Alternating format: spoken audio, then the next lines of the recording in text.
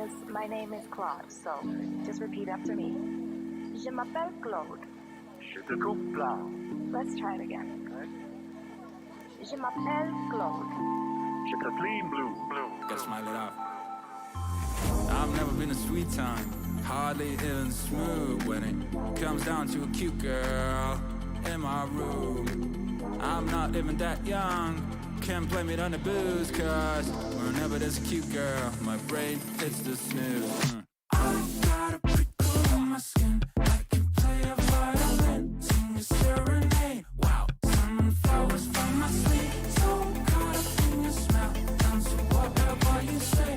Girl, I know we just met, but you make me speak français. Salut. Oui. Je t'aime. Très bien.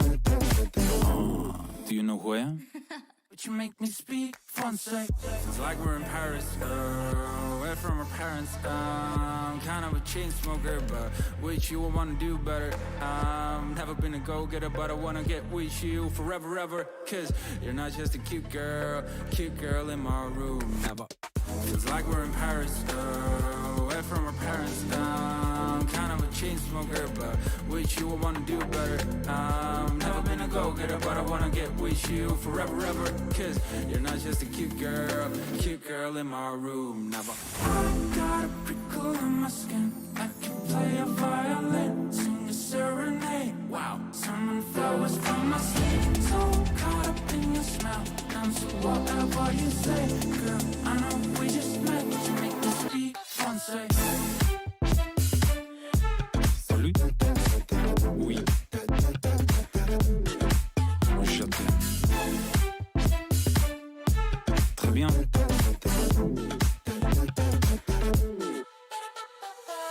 You're not just a cute girl, don't get me wrong. I love your face, you're beautiful. You ain't just a cute girl, you're my world. When you dance for me, you make me sweat, make me speak. You make me feel like I could do whatever I want. I fear no harm when I stare at the sun. I'm feeling so numb, but with you on my love, my will so strong, only limits the sky.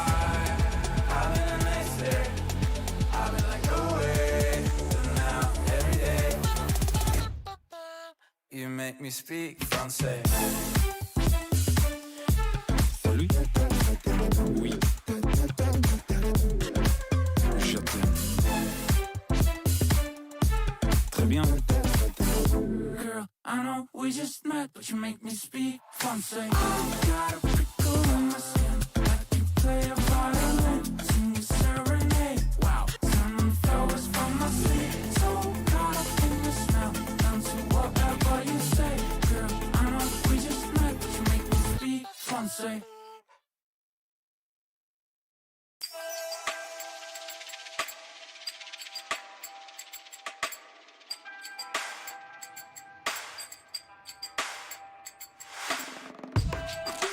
You can take your time. You can choose your words. Let me down real easy. Let me down real easy.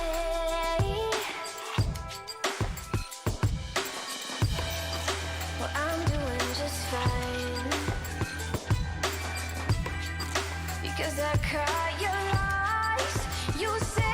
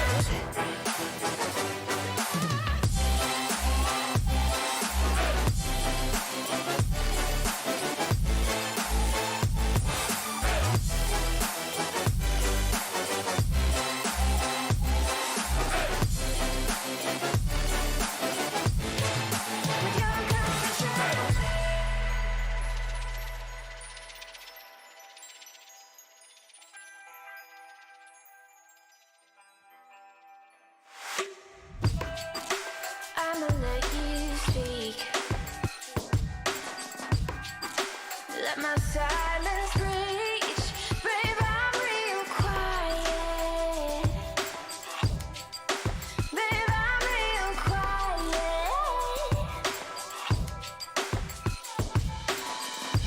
I am the calm inside the storm, and I am the peace inside the war. Your confessions took their toll, but baby, I am in control. I want my lips back, my time back, my words like what I said, my love back, my life back, my heart, the one that you knew could break, the one that broke with your confessions.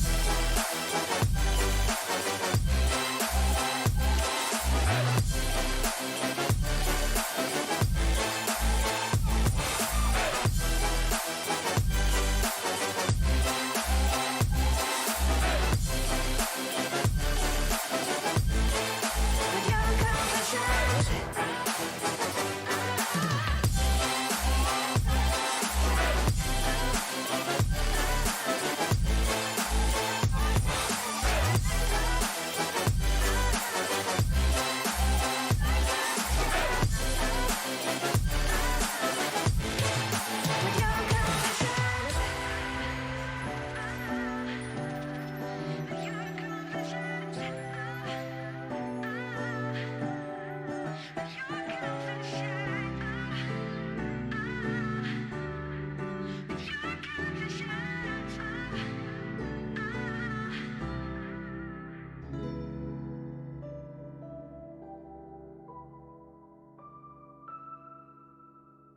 I've complete faith.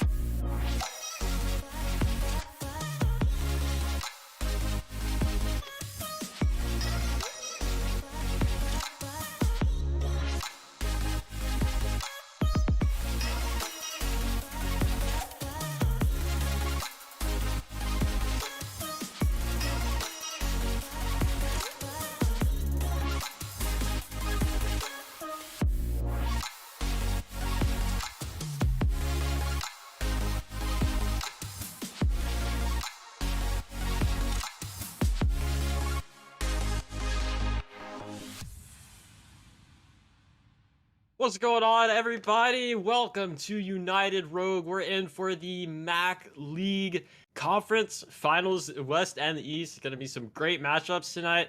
So excited. And joining me in the casting booth today to talk all about it is none other than the legendary man, Wolf Alone himself. Dude, what's going on, man?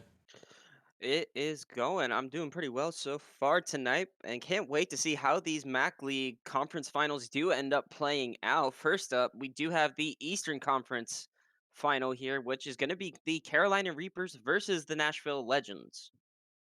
Oh, and man, I mean, both these orgs are very well known. I know that both of their GMs, Brindle and Styles, great job running their franchises. They've been doing pretty well so far. Obviously, they've been doing pretty well. They've made it this far into playoffs, and taking a quick peek at power rankings is 3-1 in favor of Carolina. So obviously, I know that these guys played pretty well last week. I saw a quick glance of them playing Ottawa, and they played out of their minds. So I know Nashville is just as good, just as notorious. So we should be able to see a great game between these guys, and these guys are going to battle it out pretty well. Yeah, definitely battled out well. And while it was 3-1 in Carolina's favor, every single power rankings players, they had it in a 4-3 Game 7 win. Yeah, so I So- mean, it should definitely be close, right? That's the idea. Yeah, definitely being close, and Twitch does agree. Slight favor in favor of Carolina, 6 versus 5 on the old bidden system, but All right, well, we got Link starting off for Carolina, trying to get possession going, looking for a double tap, denied though by Reticent. KH in his corner now, taking his time, hitting it out to the side. Destiny is there. Follow up again, looking for a double tap. Gonna be blocked though by Pav. Waffle King quick on that follow, looking for another. Pav trying to get it out of this Carolina corner. Cage gonna do it himself. Gets 50 by Reticent off of the crossbar. Link, a little bit of a mistouch there. Cage looking for the follow. Back to Link. Link popping it over a Nashville player. Looking for another. Waffle denying him. Waffle into his corner now. 50 by Pav. Pav looking for a demo on the exit. Can't get it though. Reticent happy to see this ball roll off to the Carolina side. 50 though by Link into his own corner. A little bit of boomer ball going on between these teams so far, Wolf. I think this is definitely that fill-out period that's pretty notorious. Yeah, fill-out period. We've had a couple demos traded between both teams, but no team really presenting any other chances. No shots through the first minute. Nashville looks like they could have gotten the chance there, but nothing going through just yet. So definitely just seeing what each team is capable of, but I'd love to see in this before halftime, you know, some actual shots on target rather than just this back and forth long ball. Yeah, definitely just a little bit of passes back and forth. Nothing too major. No one really overcommitting for anything too much. Just trying to make the other team make a mistake and capitalize. But here's a good infield pass for Destiny. Denied by Pav, though. Looking for another touch. 50 by Reticent. Can he get one more? No, he's going to leave it. Cage. Dangerous ball. Floating mid. Can get it? No. Pav. Heat off to side. Destiny, they're quick on the follow. This is going to be off the backboard again. Can they follow? No. Saved away from Cage. A double commit from Nashville. Good counter opportunity for Cage. Getting 50 by Waffle King, though. Buying his team time to get boost, and here we go, stuck in the Carolina half yet again, but Link looking to relieve that pressure, but Reticent there for the follow again. Nashville showing great midfield presence, not getting much going though, as Carolina's defense holding strong, and here Waffle, nice flick over Carolina player, has space, looking for the infield, denied by Link. Pav has time on the ball, popping it high. Link trying to get that 50, he does. Reticent has a lot of time on the ball here, popping it up. Can Waffle King get there? It does, uncontested ball. Carolina seemingly liking to give up that midfield and just hunker down on defense. And it seems like these counterattacks could be the key here for them, at least in game number 1 so far. Whereas Nashville, they just want to try and be able to keep the pressure on this Carolina Reapers team. So far, nothing really going for either team. Nashville currently leading in the shots, whereas, you know, Carolina has 0. But still, these passing plays seem to be the key, and it's just waiting for that one that will get you that perfect shot. But right now, I take a goal from either way, shot or not. There's a good chance there coming out from KH. Offensive signs of life maybe popping up for Carolina, but Nashville still holding strong to that midfield. I haven't seen a lot of contests from Carolina. Waffle midfield now pre-jumping that pass. Can't get a double tap, but wait, Cage missed. Pav is awkward here. Getting it past Waffle, I don't think Waffle expected that. Pav getting demoed for his efforts. Destiny now has time on the ball, looking maybe for a shot. Waffle's gonna jump up, try to contest, gets that 50. Doesn't go much to his liking though, is here. Reticent not getting that read. Link with a nice pinch. Low boost though, see what he can do. Gets the wave dash. This is precarious for Nashville. Can Cage get it? No, not quite. Saved away from Waffle. Pav into the Nashville corner. Destiny looking to clear up that pressure. Reticent beating Link to that ball. Cage's last man here. Plays it patient, gets demoed for his efforts again though. Lots of demos coming from Nashville, but Carolina going for those quick counters still, Wolf. Yeah, going for those quick counters, and when we talked about these teams seeming to be pretty even on power rankings, so far this first game does show it. Killing Habits though, great air dribble just off the crossbar though. But both teams' defense standing very strong through the first 4 minutes of gameplay so far. But it just seems like both teams are a little eager to try and get that first goal and end up double committing at times as well. Yeah, definitely looking a little bit wary now that so much time has went by. Either team getting a goal, you know they're getting frustrated, but both teams still playing pretty well. Waffle into his own corner, gets beat by Pav, they're Reticent. Looking for that clear out, denied by Cage though. Here's a little bit of a double commit. I think Destiny called off his teammate. Good comms from him. Reticent looking for another attach. Gets 50 by Link though. Waffle has to follow this quick. He does. Destiny is there, popping it back up, looking for these passing plays. Waffle content to fake that low boost. Gets another 50 on KH. Link now in his corner, looking for a power clear. Does get so. Cage looking for the infield pass. Destiny though going to deny that. Has time on the ball. Pav diving at third man, not quite getting the touch, but Carolina looking strong in the defensive rotations. Under 2 seconds to go here. I don't believe that. Oh, wait, hold on. The pinch mid. Can Reticent get it? He does. Cleared up away from Nashville. Cage content to keep this up for his team. Trying to do it all himself. That's going to hit the ground in overtime. I don't think you could ask for a much closer game than this. Yeah, and this is a good way to start off the series. You know, first team that does get their goal is going to be the one walking away with game number 1, scoreless here in game 1 before overtime now. But both teams now going to be even more wary on defense, making sure they don't let a quick counter This could be dangerous here, as that's a missed touch. Could be follow-up, but two Carolina players bump into each other, I believe off the bump from Reticent as well. Yeah, pointing on what you said earlier, it seems they're just getting maybe a little too eager when they have a good opportunity. I see a lot of double commits going on, or maybe just not sure who's going to get it, forcing that. But oh, this is good play from Pav, saved away from Destiny, though. I like that pass to himself. Link, though, on the follow. That's a good shot. Destiny has to get back for the save. He does. Going again, beating KH to pinch out mid. No natural player there, though. KH luckily staying in that corner, getting that pass out to Link. Link content to pop this up high. Force Waffle to use his boost. Reset comes in, saves the day, though. Pav denying that, but this is a very awkward situation for KH. Waffle, not quite the shot he wanted, and KH has a nice booming clear here. Can he get 2 touches? He can! Reticent, though. Nice block, saved away. Can he get another? He does.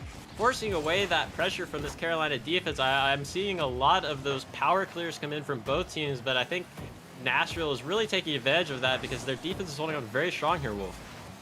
Yeah, Nashville's doing very well to get it set up for shot opportunities. Carolina is doing a good job of just getting the ball clear. Unfortunately, they're not really able to do anything with it, as once they do get cleared out, their players are using all their boosts just to get that ball just into the corner and not really be able to contribute much to the attack after that. That's a good demo that allows some space for Carolina and Pav to be able to get this ball cleared away, as we're approaching 2 minutes into overtime, still no goals. Something crazy that I noticed here. I expected one team to really be the dominant side on offense and maybe one more defense, but it seems they both seem pretty even here, as neither team has gotten crazy opportunities. It's been shut down before they get the opportunity, whether they don't have the boost or their boosts are getting taken. So definitely a battle of the Titans so far, but here we see stuck in Carolina's corner, Reticent looking for the info pass. Is a good chance. KH, though, saving that last second.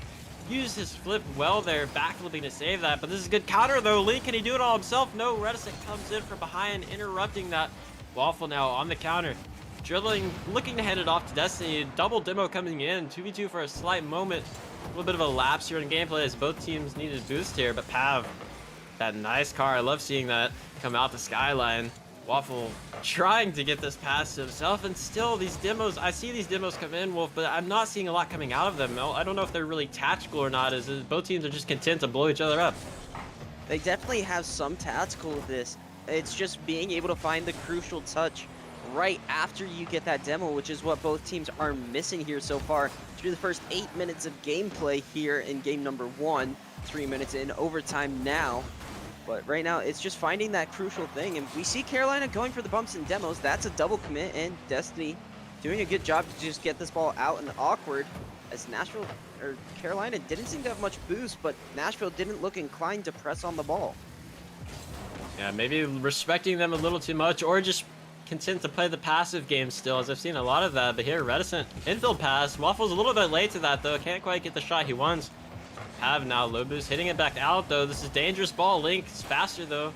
Getting that out for Carolina. Can he get the double? No, Reticent with a quick follow. Destiny here looking for the pass. Denied by KH. Oh, wait. Waffle cheat up close. It's off the post. Can Link put it in? Yes, he does. Carolina finally gets that goal of game number 1. Yeah, and just a bit too tight there on the positioning from Nashville is going to open up that space. Great infield from KH to just put it in between all of the Nashville players, but none of them close enough to actually make the challenge. And Link with an excellent follow-up there after reading it from from that post. So a good job by Carolina here, just staying calm and composed here, mostly led with the defensive effort coming out from Killing Habits, or KH rather. I mean, 4 saves, that's a nice stat line you want for any of your players coming out into Mm-hmm. game number 1. Link and Pav not having a save to their name, but I still saw them getting a lot of touches on the defense there that was really bailing them out of awkward situations. Both teams pretty even on the scoreboard. We see the shots coming in. Of course, KH getting that assist counting for him, but I mean, really, both teams looked pretty even, but like we were mentioning earlier, neither team really getting out of their comfort zone, just kind of playing back and forth, poking and seeing who's going to make the mistake. And I wonder if now coming into this game number 2, Wolf, we'll see a change in their gameplay if they're content to just keep doing a boxing match. Yeah, maybe a change of scenery will help them as we do head over to Neo Tokyo.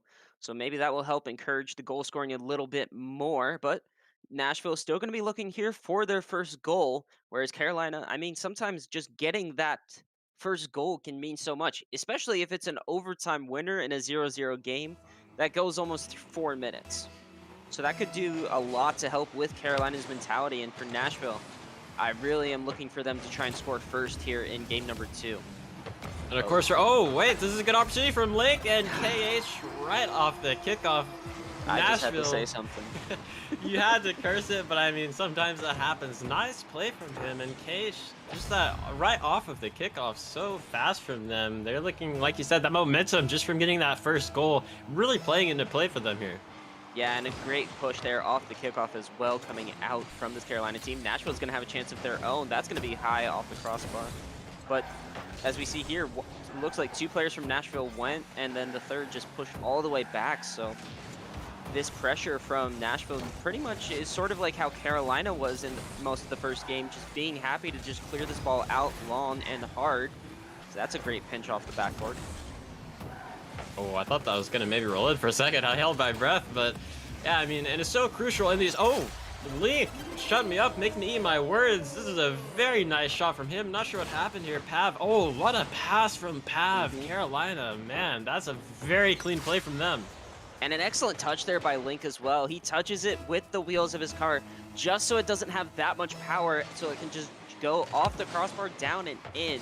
So a brilliant pass there from Pav and an excellent finish there from Link, as that's another great pass, but Nashville is all set on defense here as we're approaching the end of the first minute. Carolina is up by 2. Definitely the strong start that Carolina wanted, and I mean, of course, you're this deep into playoffs. I know that the nerves are coming into play. That first goal is huge momentum for them, and they've been building on it, but Nashville here needs to get something going. Destiny looking for the pass, denied by Link, though. Waffle up very early for this, trying to get a double tap, though, denied by Link. Destiny getting chased in his corner, trying to get this out, but Pav with a nice pinch goal mid. Reticle clearing this away deep down the field. Link with a pre-jump, though, it met instantly off of the backboard. Cage pre-jumping as well, can't get the read, though. Confidence is abort. Oh, that's almost a crazy redirect from KH. It's just going to be an open net. Carolina rolling all over Nashville. Yeah, and Killingham, it's coming from the backboard to get this redirect, and it ends up just going out perfectly to Link. And no one there is ready from the Nashville defense after that first shot attempt from Killing. And you can definitely tell that these first couple goals that Carolina got, I think they're a little bit more confident now than they may have been in game 1, and Nashville seems to be sort of breaking on defense a little, and they just need to be able to stop the flow from these Reapers, or else they're not going to be able to get anything going for them, just like what's been happening for these first 2 minutes. Already 3 goals, 6 shots for Carolina. Not even halftime of the game yet, so you know they're feeling it on offense. But here at Nashville, trying to get something going. Reticent infield pass to Destiny. Destiny off of the backward, awkward ball. Waffle with the pre-jump. Can he get it? Oh no, just slightly off. Destiny trying to follow the path, clearing it away, but it's right to Reticent. No, Reticent off of the crossbar. You know he's kicking himself over that one, but still not over. Waffle trying to get that pressure going back. Can he get it? No, it's off the crossbar. Reticent saved away by Link. Waffle with the follow. No, saved from KH. They cannot buy a goal. Are you? How? Nashville with that crossbar just being the enemy, and then Carolina was just like, wait, that's not in. We can still get it, and then pick up a couple more saves off of that.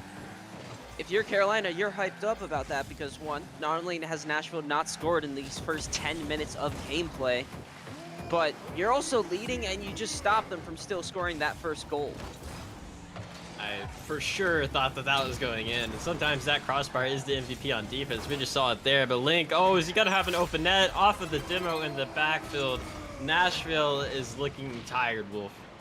Yeah, definitely looking tired. And that's a great demo there on the backside from, I believe it was Pav and Link. Just being able to recognize, probably got a call from his teammates open. And unlike most people who do play Rocket League, he actually does manage to sink it in. I know I'm not one of those people who do. Very few of us are. Carolina is one of those people right now. We see 4 goals in, and that was a triple commit, I believe, or at least close to one.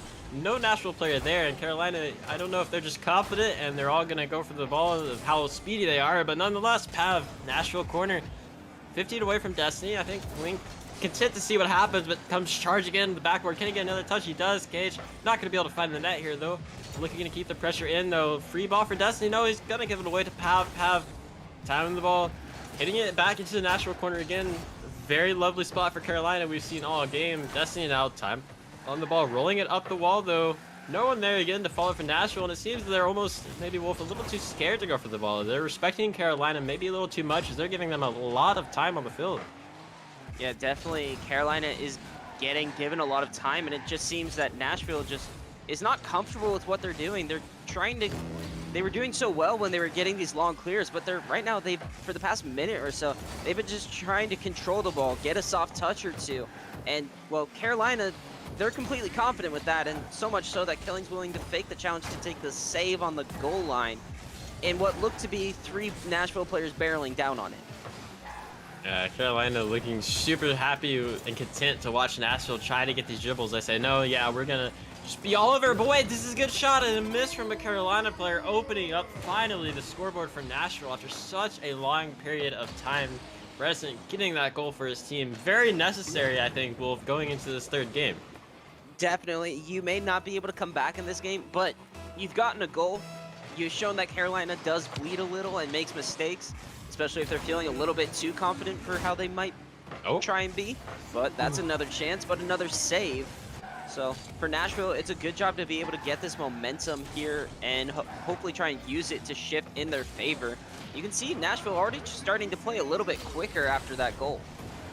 Coming down below 15 seconds here. I mean, we saw last game, Carolina get that last goal to win the game. I mean, it was to win the game, but it was still a goal nonetheless. And we saw how much it kickstart their offense coming into the 2nd game. Just goal after goal right off of the bat. So maybe that's what Nashville needs here. A little 4-1 score, not the greatest, but it helps you with momentum. It helps get your team going like, all right, we can score against these guys. We open it up off a nice passing play. This could be a 2nd one. No, Cage seeing it away. No one wants to see the ball touch down. People still playing very competitive. Link happy to let that fall down. Wait, this could be a goal for Nashville. No, it's finally going to bounce it to the corner. Carolina looked very, very solid and comfortable that 2nd game, Wolf.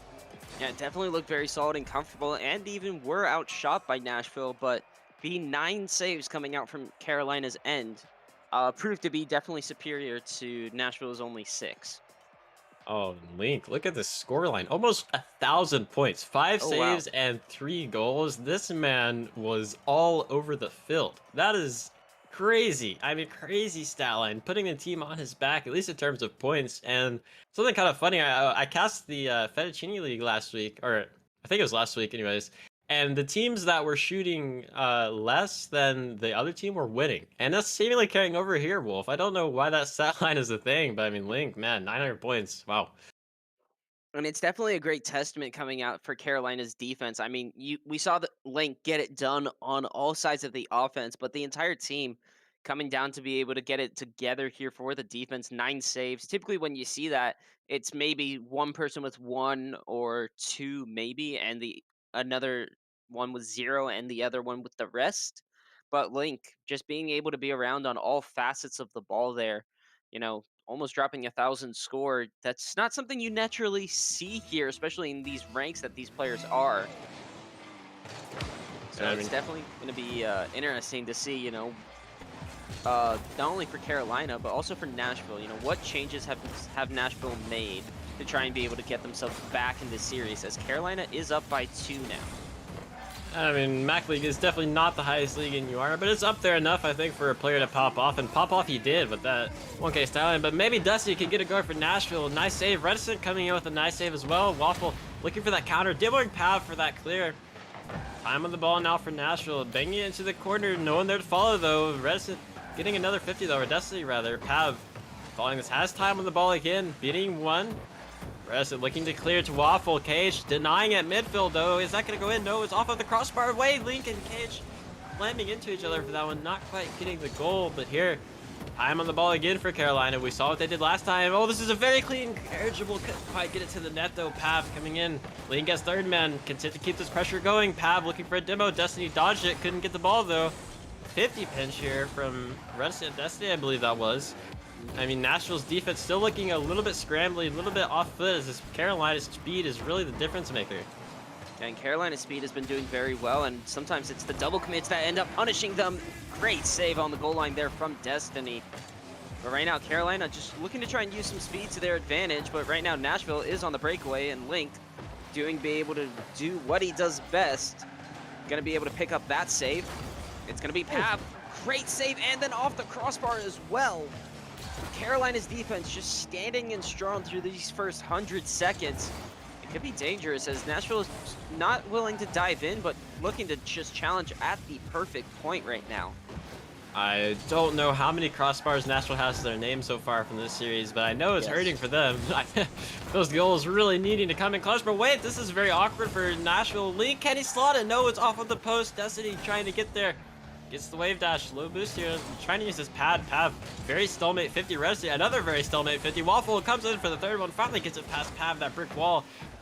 Cage now off to the Nashville side. 50 away from Destiny. Waffle looking for that shot. Can't quite get it to go now. Destiny in the corner. Content to get a dribble, but Cage comes in behind Dimbo's two players. Can Destiny get back in enough time? Link, though, not quite able to get that shot. Look for the pass to Pav. A little bit of a miss here. I think both players are trying to block each other at the mid lane here. Cage getting demoed by Redison. Double commit from Carolina. Now Destiny, infield pass to Waffle. Waffle looking for the double tap. Can he get the angle? It's close. Not quite, though. Redison with another follow. Double commit from Carolina again. So this Nashville pressure forcing a little bit of panic as well from Carolina. That's a good bump there by Pav. Just buy some time for his teammates to be able to get some boost. I definitely think that's what's causing these double commits is just lack of boost and just panicking, thinking maybe no one else is there and I should go. But still, a scoreless game here in Game 3 so far through the first 3 minutes. But Nashville, all the pressure right now is with them. Both teams sharing a load of saves here. 3 saves Carolina, 4 for Nashville. Both teams holding strong on a defensive suit. But here Destiny, can he get the block? He does off of the backboard. Waffle bumping Pav. Pav getting in the way. Nice block from him. Here's a good opportunity for Cage. Dribbling around Redison. Can he get the flick? No! Great save. Last man there for Redison. But Pav trying to keep this Carolina pressure going. Redison into the corner. Pav, another touch though, forcing his teammate to come in. This is dangerous counter here. Redison looking for that demo. He's hungry for the demo. Can he get a counter? No! Link coming in strong on that save. Both of these teams' recoveries when they're in those awkward situations are on point. Yeah, and Link and Killing Habits really had to team up there to, one, avoid the demo, and two, pick up the save as both picked up. Link picks up a savior medal, and this Nashville pressure is there, but so is the defensive side here from Carolina as they're going to look to just try and get this ball cleared out right now. That's a good bump there to try and buy some space, but Carolina looking to just try and slow things down a little, get a little passing play together as Link flicks it up for Pav. Oh, beautiful play. Look at this flick from Link. Gets it on his car, pops it up. Pav placement here, bar down. Those are very satisfying shots as the defense just doesn't know if it's going in or not. And unfortunately, Nashville kind of wishes that they had a Lucky Charms breakfast for this morning because they have not been getting those bar downs. It's been crossbar out, crossbar out, crossbar out the whole entire time. Oh, no, it's a bit of a miss from Redison, and Link will punish that all day long. He says, free goal, I'll take it. And Redison just got that corner boost and just maybe sort of panicked, thought he was going to get the touch, but it just goes right on by anyways. And who else but Link going to be the one to just make sure it finds the back of the net? Yeah, those are not the mistakes you want to make if you're on Nashville side. Carolina has enough momentum. This is a very open net for Link. I believe the Nashville player Destiny was just a little too close. He got that pinch middle, and what was a very close game. It seemed like all the favor in Nashville's pressure. Carolina says nope, and they just scored 3 goals. Yeah, and 2 players from Nashville there just waiting for the ball to go off the backboard there instead of just going for the outright challenge. And you see Carolina just going to be able to punish them for that. Now 35 seconds. This could be another chance if Waffle's not going to be able to get back. And Link there once more, and he finds himself with yet another hat trick. And Carolina, just like that, scored 4 goals in the past minute. You know, I've been in situations where I play against a player that just absolutely pops off. And I mean, last game, Link had almost 1,000 points. This game, he's rocking close to 750. So this guy is definitely on point, fragging out on all cylinders, and Nashville just cannot get an answer. 4-0 scoreboard again. Can Nashville get that goal at the end like last game? But here, Destiny, can he get it? No, Link there for the save. Who else for Carolina? Cage now has a good opportunity. He's going zigzags. He beats one Nashville player. Link coming in for the shot. Can he get it? No, saved away from Destiny. Yeah, I mean, Carolina looks like they're having a lot of fun out there, Wolf. Yeah, I would be too, just coming, and it just seems to be very comfortable for them minus that first minute or so where they were on defense. But Nashville just hasn't had the answer for when Carolina does get these quick attacks. Nashville has not been able to answer, and yet again, like you said, Link, 800 points, but once again, and a key stat I like to add, 100% goal participation now in in back-to-back games. I mean, these guys look on point on all cylinders. And over on the Nashville end, I feel like that first half of that game was pretty solid for them. I mean, they were getting plenty of pressure, plenty of opportunities. They couldn't quite find the back of the net. But something I'm really noticing from them is they're giving Carolina so much space, and the time that they're not, they're still getting beat. So I want to see them kick it up a notch and try to beat Carolina to those balls quicker, control that midfield line, and really take control and give them a taste of their own medicine. Because Carolina is so fast and speedy to these that it's leaving Nashville panicking on defense. We're seeing missed touches, Wolf, and those are very costly. As we saw, they got punished pretty quickly. And definitely what's going to be the key here for Nashville is just take it one goal at a time, one game at a time. Because if you want to have a date in the grand finals on tomorrow, you have to now reverse sweep this Carolina team. And that's only going to happen with just one game at a time here, as we're going to be on Neo Tokyo here once again. It's just really going to come down to Nashville needs to get the first goal. They need a lead and just to see how Carolina will respond. But not only that, they need to be able to try and just stop this Carolina offense, because pretty much ever since that first goal in game number 1, they've been unrelenting. I mean, the Carolina offense, very hard to stop, as we saw when they're clicking on cylinders, especially Link. I mean, they are fragging out. But here, Waffle looking to start things off for Nashville to the pass to Destiny. And, oh, Link, a little bit of a miss there. And I thought Destiny was going to miss as well. Hit it with the back of his car, but Pav now, lots of time on the ball. Cannot get that controlled edge of what I saw he wanted to go for, but this is a little bit of a stall here. Destiny getting that clear. Cage redirecting it to his own half. Waffle now going off the wall. 50's Link. Link winning that 50 strong. Reticent there for the follow, though. Waffle trying to get that bump. Backflips. Gonna leave that for Reticent, though. Reticent coming in from that wall. Cage predicting that play well. Destiny pinching it out to Waffle. Waffle, can he get 2 touches? He does. Looking for the third. Bar down. Can't quite get it to go. Now Link on the wall. Scary side if you're Nashville. Link trying to go off the ceiling. Couldn't quite catch up to it. But wait, this is a miss from Reticent. Oh no. A double commit, though, from Carolina. Bailing Nashville out of a very awkward situation there. And they still may not be out of it just yet, as pretty much Nashville is slow to clear the ball out. Finally does here with that demo. But still, now it's going to be a 3-on-2. Nashville looking to try and get a little fancy there with the infield pass, but right now what they need is just consistency, as Carolina, they're on fire here as that ball is just off the post. Cav does dive in, but right now, still scoreless, but we saw in last game that doesn't always last long. Yeah, to be Carolina, we saw Pav dive in there. I think these guys are showing no fear whatsoever when they're on offense. They says, so what, we'll send our third person, we don't care. And it's been working here. But now Reticent into the corner, up to Destiny. Waffle had jumped, but Destiny caught him off. Oh, I thought Cage missed there. Good save, though, nonetheless. Waffle not making contact. Link now, big power clear. Reticent, a little bit of a backflip. I think it faked both Carolina players out, but Link is right there for the clear. Waffle has to make the save. He does. Pav falling quick, though. Destiny comes diving in for the save. To the side, can he get another 50 by KH? Waffle now leaving it for Reticent. Reticent very quick up to this into the Carolina corner. Pav now has to hit it over 1. KH, a demo coming on the way back here. Destiny tried to do it himself. 50'd again by Pav. KH now into his corner. Big booming clear down to Waffle King. Looking to flick over 1. Link, though, playing patient well to his name. Reticent 50 straight to the Carolina half. Waffle trying to get behind this. He does. Can he get the 50 into the net? No, saved away from KH. So the Carolina defense, every single time it seems like Nashville gets a close opportunity, they just hold on so strong.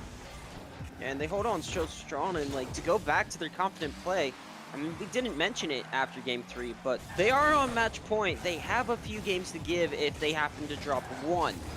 But with how confident they're playing and just Pav going for that killer demo on the goal line, I don't think they intend to try and take it past this game, and it's definitely Nashville looking to try and step up there, but that's an awkward miss. And Waffle, a great save there on the goal line to buy his teammates some time and not be down a goal. I mean, I know there wouldn't be any greater feeling in the world for Carolina than to come into the conference finals and say, yeah, we got a 4-0 sweep. Oh, no. KH! Oh No. my goodness. Hello, he said Link's been on the highlight reel. I want to myself off of the ceiling and the double touch. This team cannot be stopped. Huh? I mean, I know he does this because I've played against him so many times, but it's still one thing to just have the confidence to do that in the conference finals where you're on match points. I mean, I think I'm going to be seeing a lot of rank this guy up into NCS coming out of the chat after this. But I mean, beautiful shot nonetheless. That was a crazy shot from him. But here in Nashville, game's not over yet. Close to 90 seconds to go. This is a good opportunity for Destiny. No, we can't quite get it to go. Pav clearing it out. Redison now following this, hitting it out to middle to Link. No Nashville player there, though. I mean, I feel like at this point, well, if you just kind of have to put all your cards on the table, do or die time, you just have to dive. Yeah, Nashville, they're going for the aggressive demos. They're going to try and play faster, but can it be enough? They have 70 seconds left here on their season life, and watching from the grand finals tomorrow from the stands instead of on the pitch. No team wants to hear that. You know they want to fight for this. Here, Destiny, can he get the shot on? No, but this is a double commit from Carolina. Cage getting that double touch, though. Wait, is it going to be an open net? No. He does it again, Wolf. He is unstoppable with these extra touches. And that's just an excellent read there. Getting the ball off the backboard and then just getting that second touch to get it past that last defender. And then the perfect placement so that Waffle can't get back to it.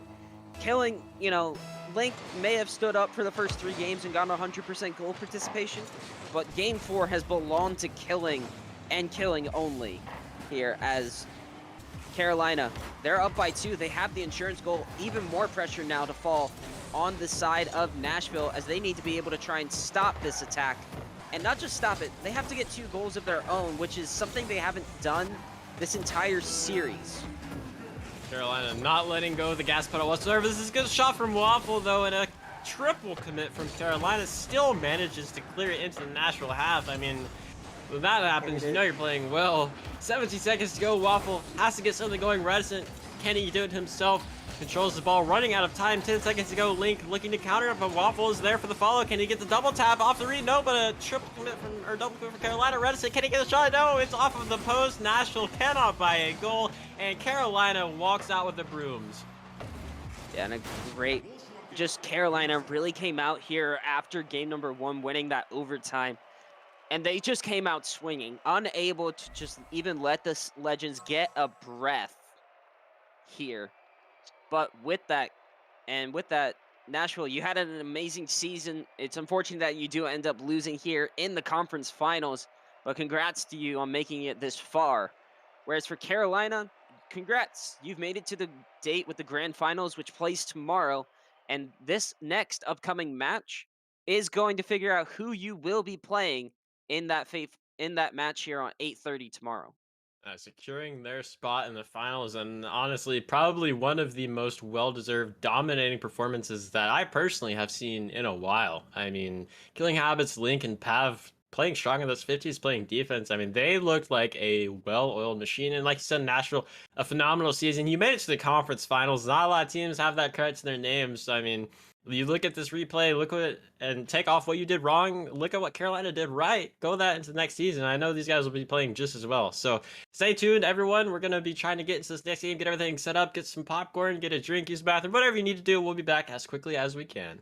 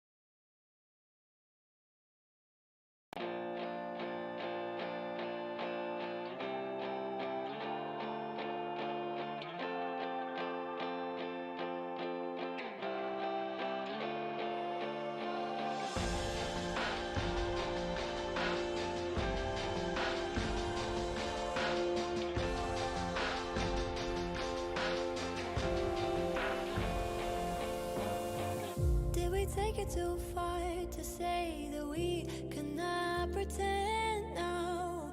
Was it never enough to have just everything you want? In your shadow I found a place to hide me from my own thoughts. And if I ever got lost, you'll find a way to bring me home. And I want something I can hold that's worth this waiting cold. And I want something that is real, something to make me feel alive.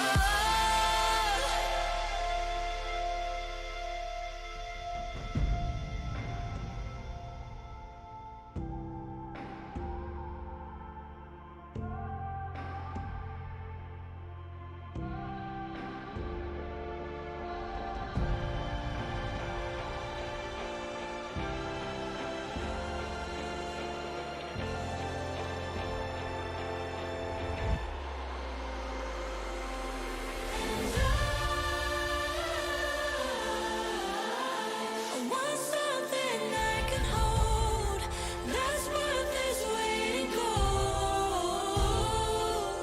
And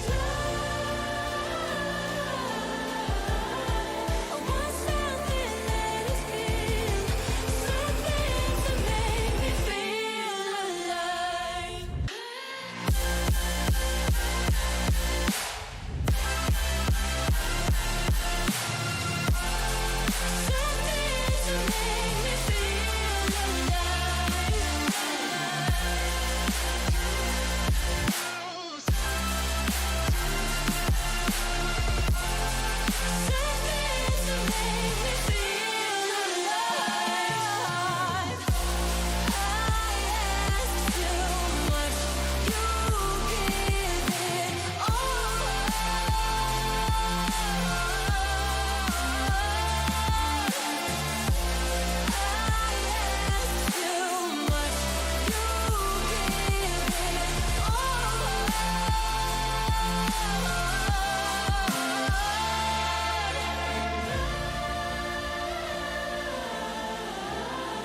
Want something I can hold that's worth this waiting cold.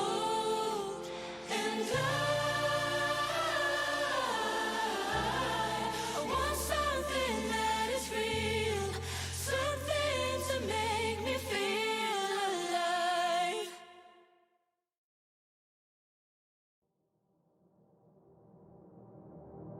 We stand and watch the world go up in flames. We fight for love until we die in vain. When the sky is getting dark and we're broken in our hearts, when we build our own demise, from the ashes we will rise. When no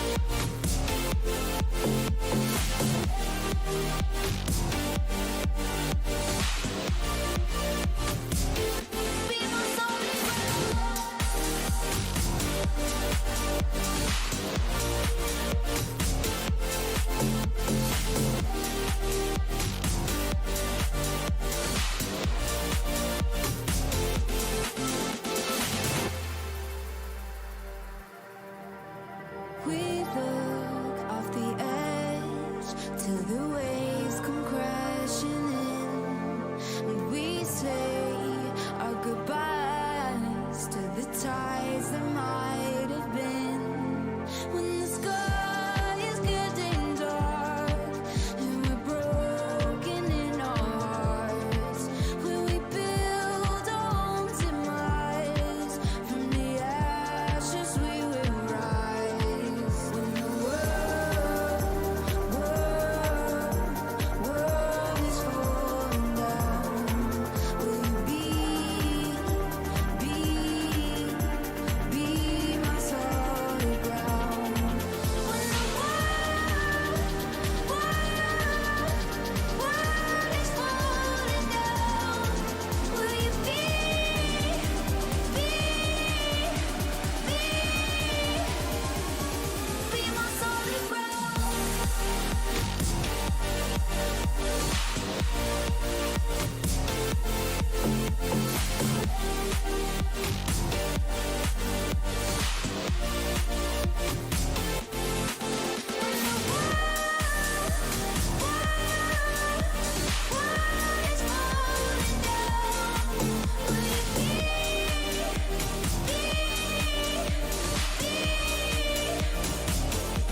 my solid ground?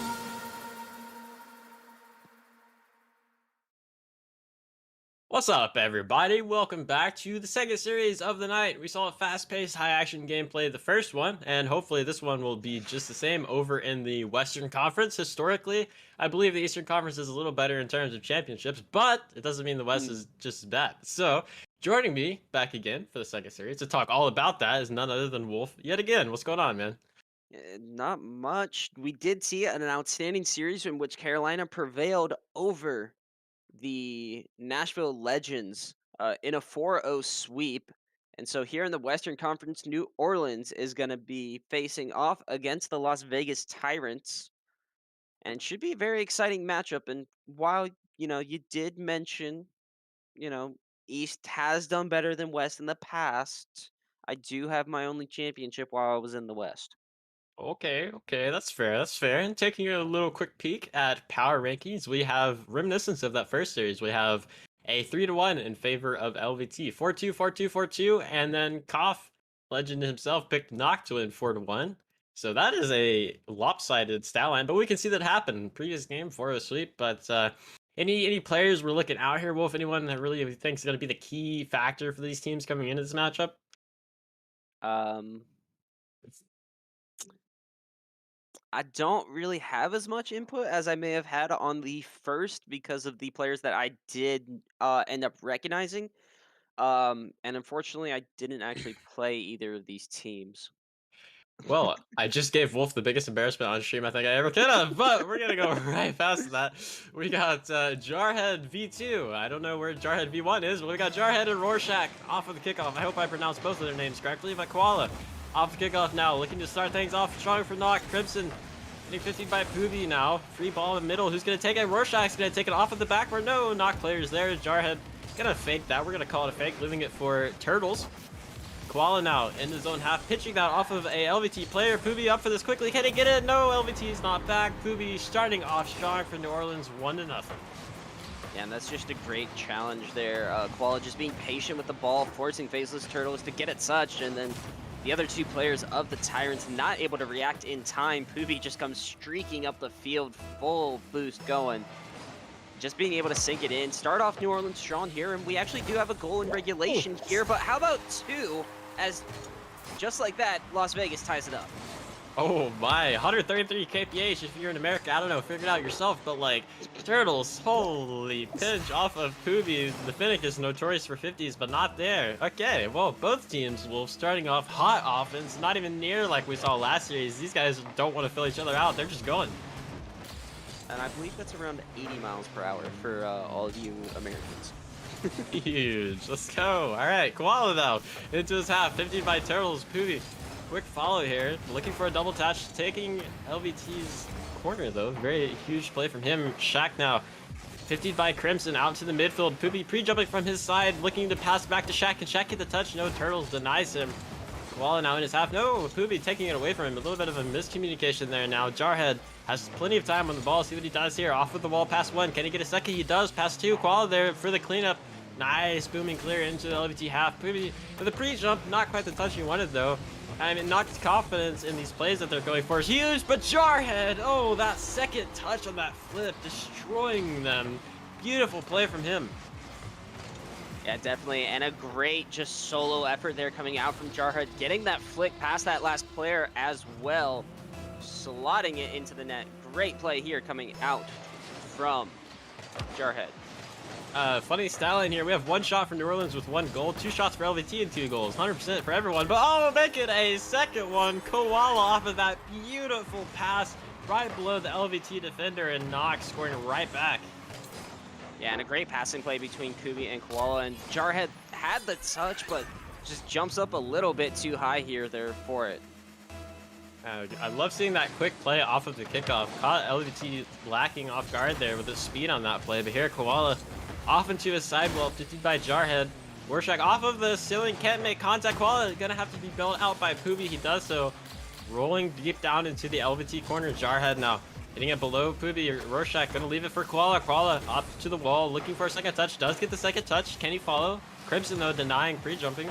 Turtles now hitting it off the ceiling. Can he get another? No, leaving it. Rorschach quick for this. Jarhead very awkward here. Crimson gonna have time and space on the ball. New Orleans respecting their clear. Koala, a little bit of a misflip here. Crimson 15 middle to Jarhead. Jarhead not quite on target off of the post there. Rorschach wiping sweat off his brow after that one though. Crimson turning that quick flick from him. Not quite getting it down. Turtles looking for a, I believe that's called a Jaser pinch. Not really sure the terminology there, but we'll go with it. Turtles now back into this New Orleans corner. We're seeing a lot of boomer ball back and forth. Well, it seems the offense may be dying down a little bit for both teams.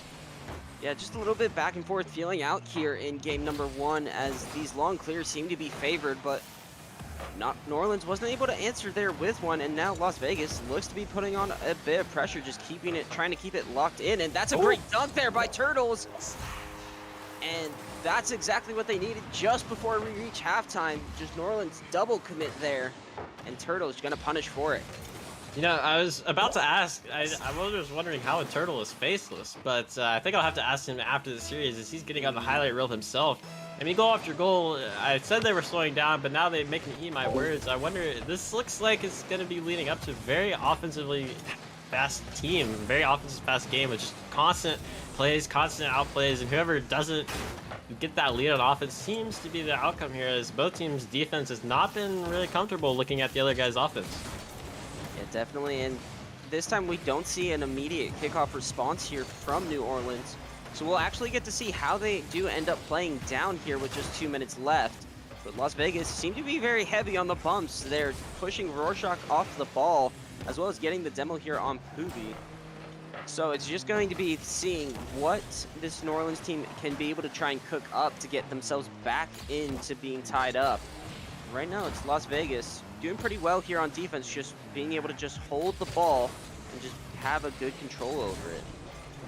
Definitely looking comfortable on the defense. Nearing 90 seconds to go here. Koala in his half, 50 by Turtles now. Koala has plenty of time on the ball here. Can he get a shot off? He does. Below Crimson. Jarhead spotting in though, getting that clear away. Poobie on follow. Sorry, rather Rorschach.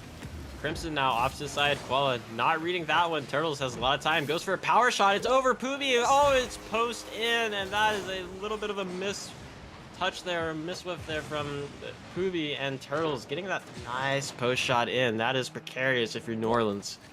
Yeah, and a great power shot there coming out from Turtle. Just a slight mistouch from Koala. He looked to try and get it back towards net. Unfortunately, it went right back towards the middle of the field.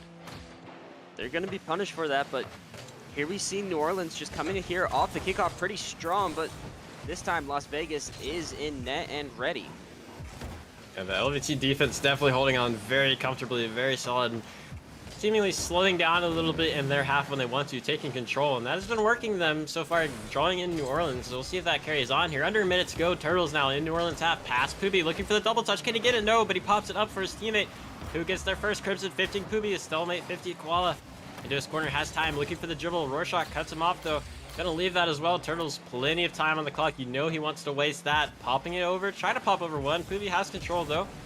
Rorschach looking for that quick counter, popping it middle. Crimson not gonna be able to have that. Poobie now taking a shot on net. Turtles, can he get it backwards? He does. Wait, that forces a double commit from Las Vegas, but no, Rorschach can't quite make contact. Koala on the sidewall, not making contact. Crimson in under 20 seconds to go now. Can he get something going, or is New Orleans gonna have this game slip away? Jarhead, oh, that might just be an open net. No, Koala misreading though, and Faceless Turtles comes in for the follow.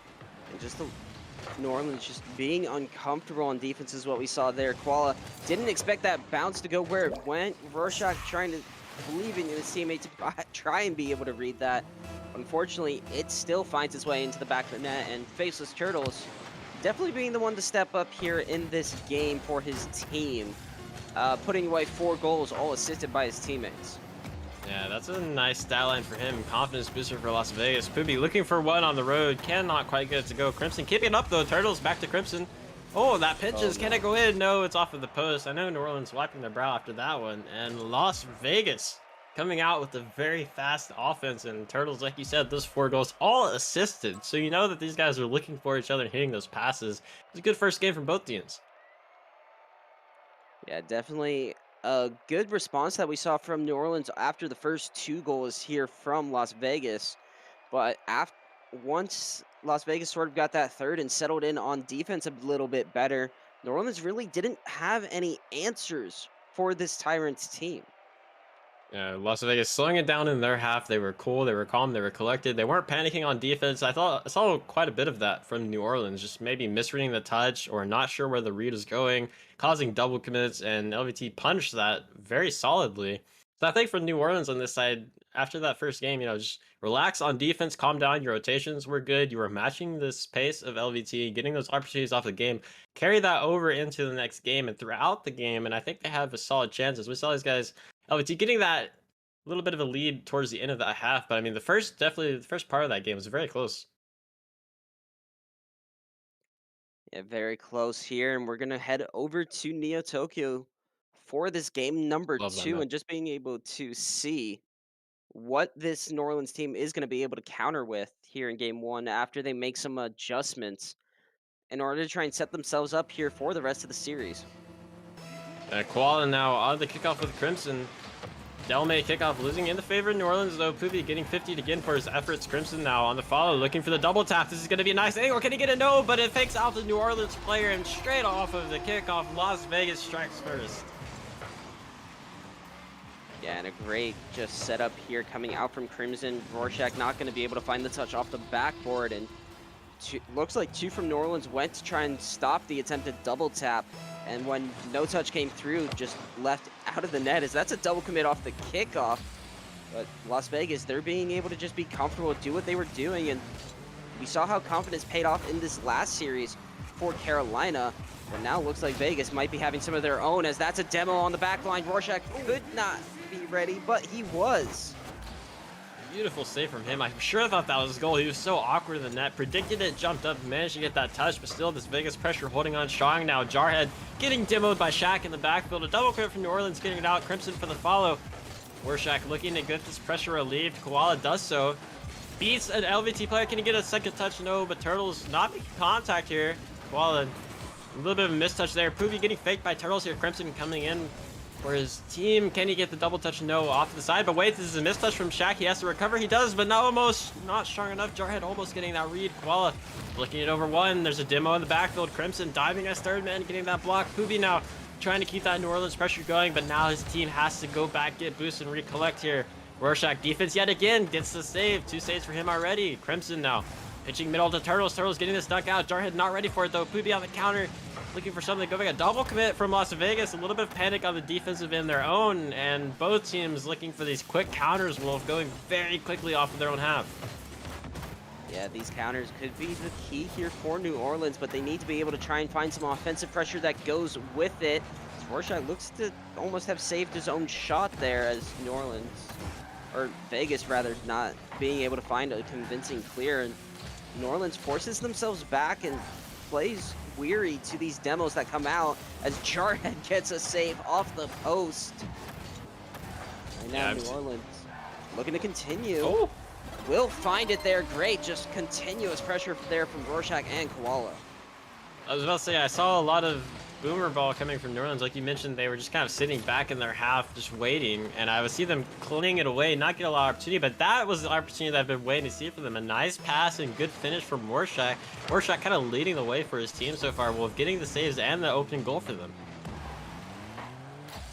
Yeah, and a good goal here to try and be able to just keep this game tied up here. 3 minutes still on the clock.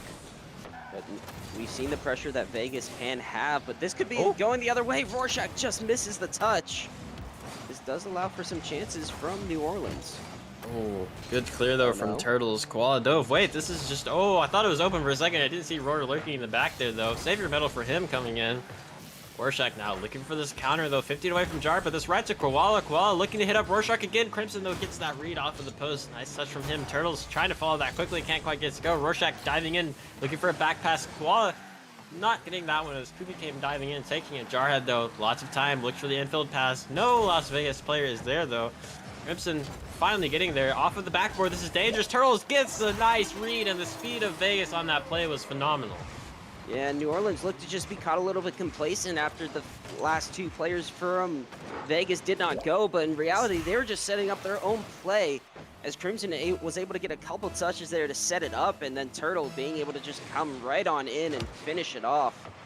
It's going to be 2-1 here, lead in favor of Vegas. They're going to be able to have another chance here off kickoff, but a good clear and save away from Poopy.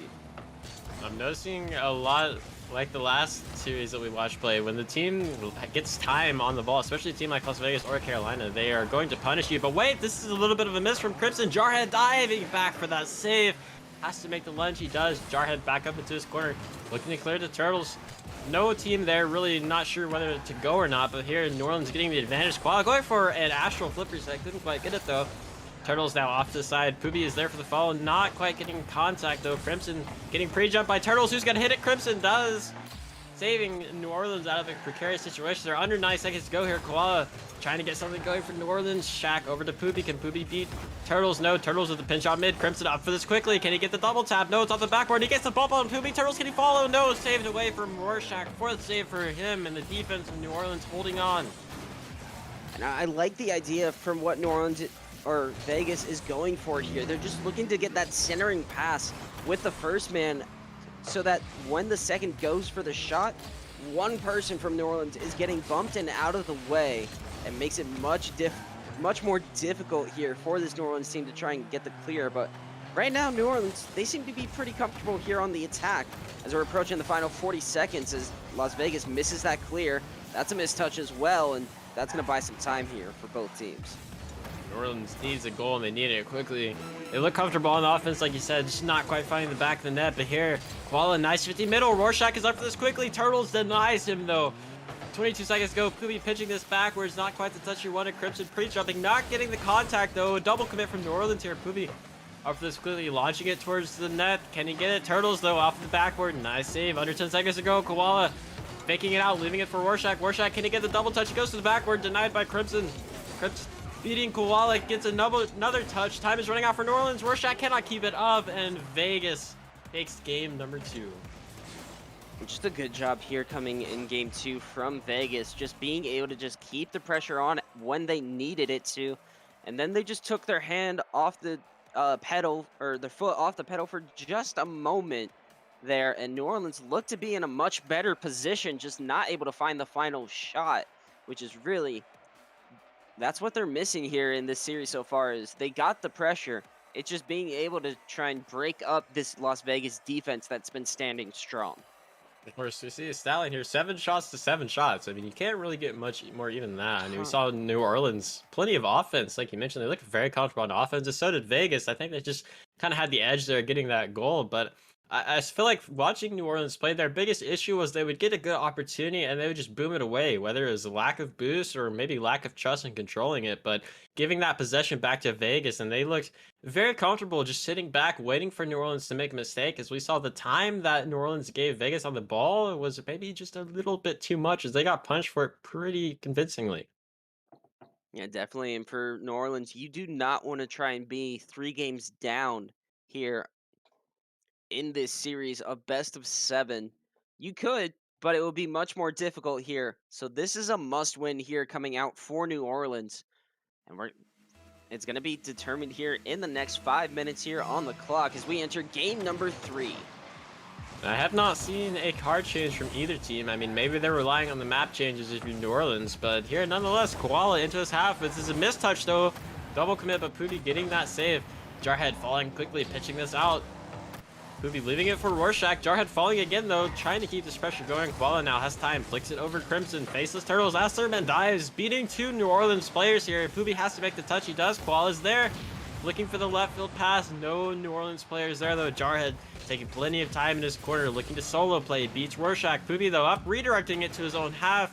Not quite the touch he wanted. Koala plenty of time on the ball, though. Both teams respecting each other in their own house, giving time. But here, Rorschach has to make that save. He does. Poobie now into his corner, pitching out middle. Jarhead pre-jumping that, though. Koala has to follow. Crimson, though, pre-jumping again at the midfield wall. Vegas does not want New Orleans to get out of their half whatsoever, Wolf. Yeah, I mean, if you keep them trapped in the half, eventually they will make a mistake, but this is going to leave some opportunity here as Rorschach is going to be able to pass it off into the midfield, but just as quickly as it entered the Vegas half, it left there once again. As right now, it's New Orleans just struggling to try and break out of their own half as Vegas just keeps putting the pressure on and just keeping them locked in for this past minute. And just as we see, like, New Orleans maybe get a slight light at the end of the tunnel, Vegas is there to dismantle him. Maybe it could be the boost management too, or the boost grabs. It seems Vegas has the numbers of boost, but Poobie almost getting that shot off the crossbar, though. And oh, hello, rule number 1. Respect the rule. Koala now. Let's see who is the 2's mains for these teams. Poobie off of the wall, looking to air dribble. 15 Turtles. Turtles winning that 50, though. Turtles, dangerous player on the ball when he has time. Gets bumped, though, by Poobie. Good bump from him. We're already seeing the 2's playstyle come out here. Koala, 15 Crimson. This is a very dangerous ball, though. Awkward Crimson demoing Poobie for his efforts. Koala has to get back. He does off of the corner. Both players still respecting the rule number 1. I don't think they're going to leave it. But, oh, wait a second. Turtles, a nice double tap from him. He says, I don't care about the rule 1. I'm going to score. Yeah, and that's just an unfortunate both missing there from New Orleans, and a great double tap there coming out from Turtles. Oh, Crimson off the kickoff. This is a lot of space. No New Orleans player cheated and a double commit, but no, Turtles clinging very high. I know he wants that shot back. New Orleans, though, getting bailed out of that situation. Jarhead gets a ball gifted to him. Crimson looking back to pass down to Jarhead. Jarhead now off of the ceiling. 15 to Turtles. Turtles getting 50 by Poobie. Poobie staying on 50 again by Crimson. I mean, every time I see a New Orleans player on top of the ball, they get 50'd, and just like that, Turtles with another goal. Yeah, and just a great 50-50 there coming out from Crimson. Just launching that ball up. No one from New Orleans even jumps up. All of them still retreating into the net. And then Turtles just being able to jump right in on that. Coming up strong here for his team once again here in game 3. Whereas New Orleans still looking for that player on the team to just sort of be the one to step up, to take charge, and be able to try and shut down and score for their team. I mean, I think that's already like 6 or 7 goals for Turtles in this series. So, I mean, he's definitely leading the offense for Vegas. But here, Rorschach trying to do it himself. Back to Poobie. Can Poobie follow? He does very weak shot, but it's not going to get saved anyways. Is that an own goal, Wolf? I'd say it was a very difficult read there as Poobie just tries to get it. But it looks like Turtles and Crimson may have 50'd it slightly, but it also could have been that Crimson just didn't get enough power. We might have to go to review, which will happen in about 3 hours. We'll wait on that stat to get figured out, the people in our studio. But here, Crimson off into the corner. Koala now has time. Can't quite get the second touch. 50'd by Turtles. Rorschach is there for the follow-up, though. Jarhead not giving him any time on the ball. Poobie now, time and space, a rare occurrence for New Orleans. Rorschach not getting that touch, though. Poobie off into the corner, a slight roll-up. Jarhead and Turtles diving, but they get the pinch. Rorschach now into this corner. Crimson looking to beat him, though. Rorschach the better of the 2, beating 1. Koala trying to get this follow for New Orleans. Under 90 seconds to go now. Jarhead beating 1. Into the corner, though. 50'd away by Poobie. Poobie backwards here. Still beating Turtle, but Crimson will have the best of it. No, he hits it away to Rorschach. Rorschach, no, not quite the touch he wanted. Too hard for him. Gets another touch. Oh, wait, he gets a double touch. This could be a goal. A good opportunity. No, it's off the crossbar. No one there. Wait, Poopy is there, but it's into the corner. That double touch pass from Shaq was crazy.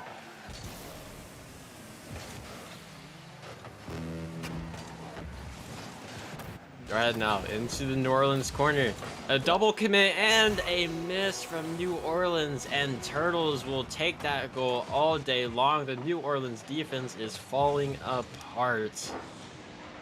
Yeah, just very unfortunate. New Orleans, you really hate to see it, but with Turtle, he's sort of been like the way that Link was for Carolina, just being that cleanup man that's going to come in and get all the goals for your team. And New Orleans, they just need to try and stop these overcommits and double commits. It's going to be costing them so much space and time. But here's a good chance there. Rorschach cutting off the ball right in front of net on the attempted pass. The name I've been seeing a lot for New Orleans, Rorschach. I mean, the saves and the follows, getting that goal too. It's not over for New Orleans yet. I mean, they're looking a little panicky on defense. I think they just need to clean that up, Wolf. Yeah, just being able to clean that up, just maintain some composure here against this potent team in Vegas is going to be the key here. But really, those double commits are very killer here, especially here. Koala goes out for boost. He may not get back to it. Barely does. Risky play there coming out from Koala there, as they need a goal and almost let themselves back into a 2-goal deficit.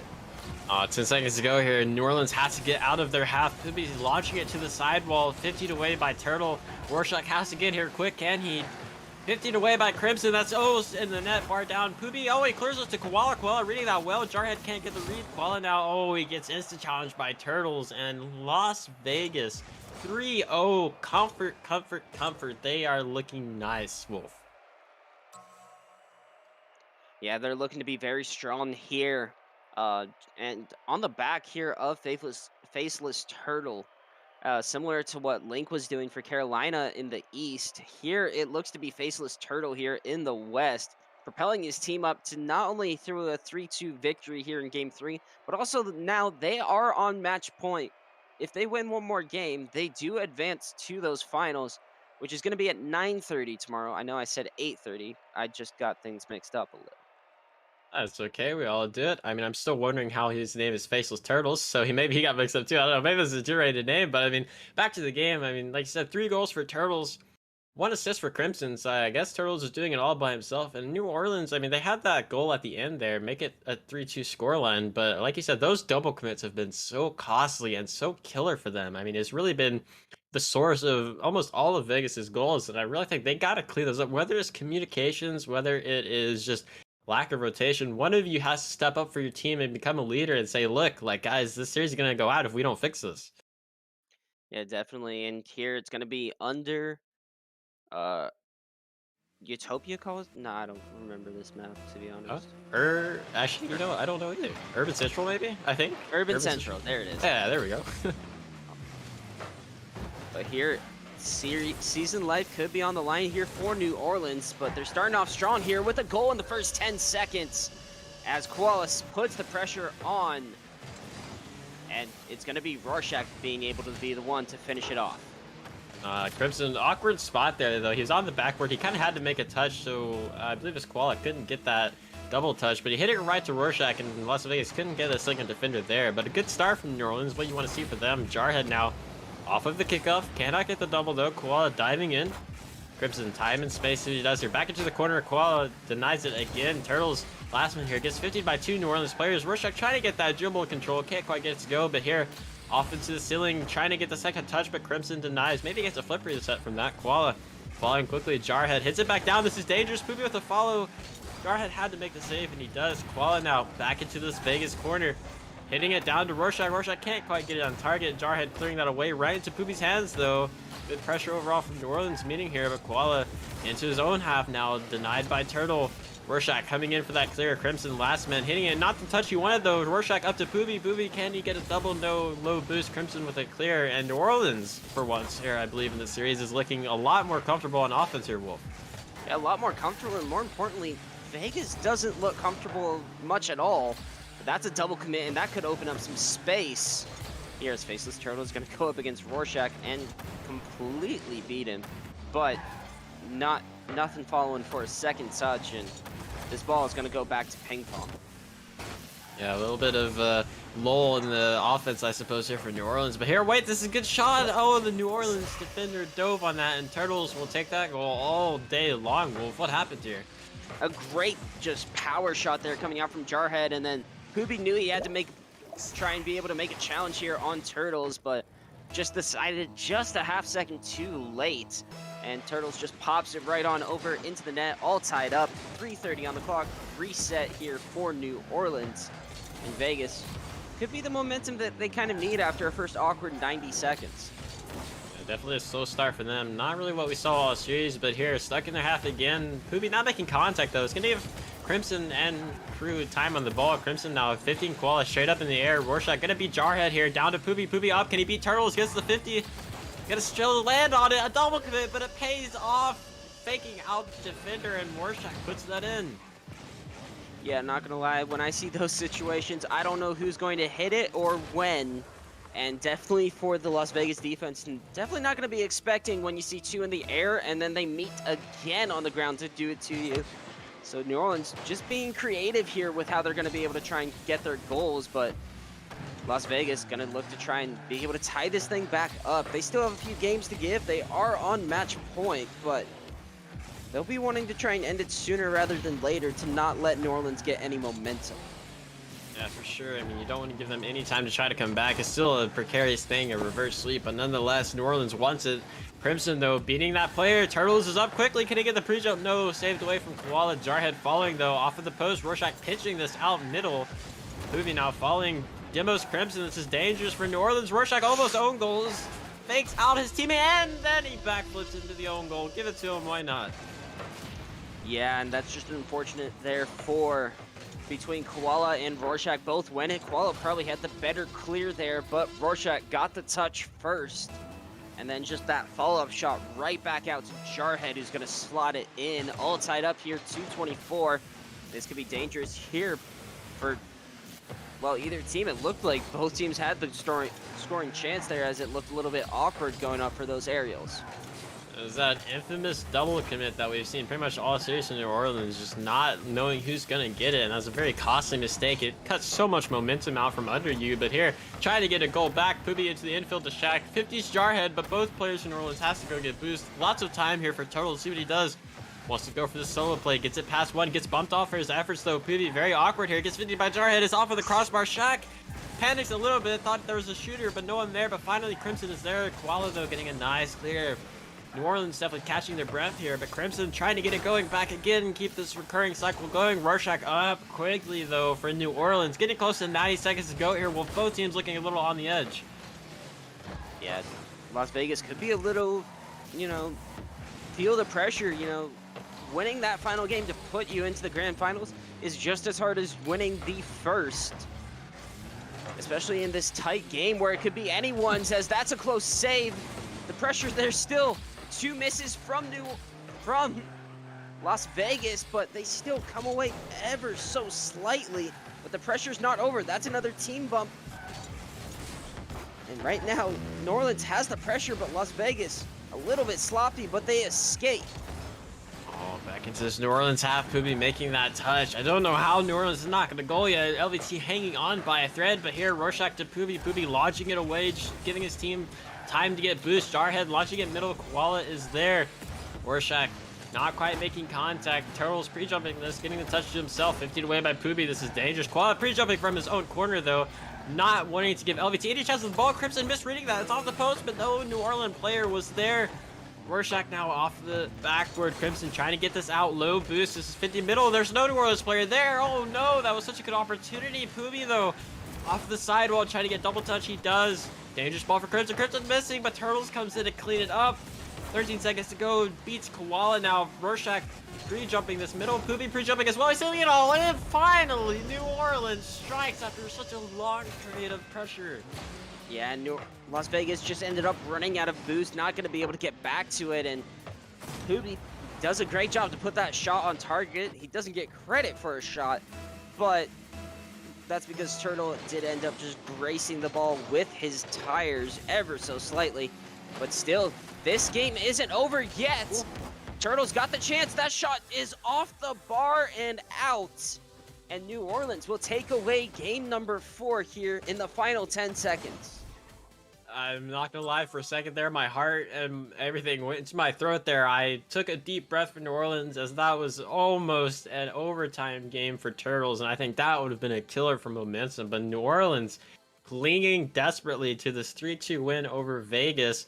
It's not the series, but it's a start. It's this battle and this huge war that you finally win 3-1. This could be the momentum shift that they need to get going. As we saw, they were making Vegas look very uncomfortable for a long period of time, very nervous. So I think if they keep that up going into this next game here, well, if we have a series on our hands.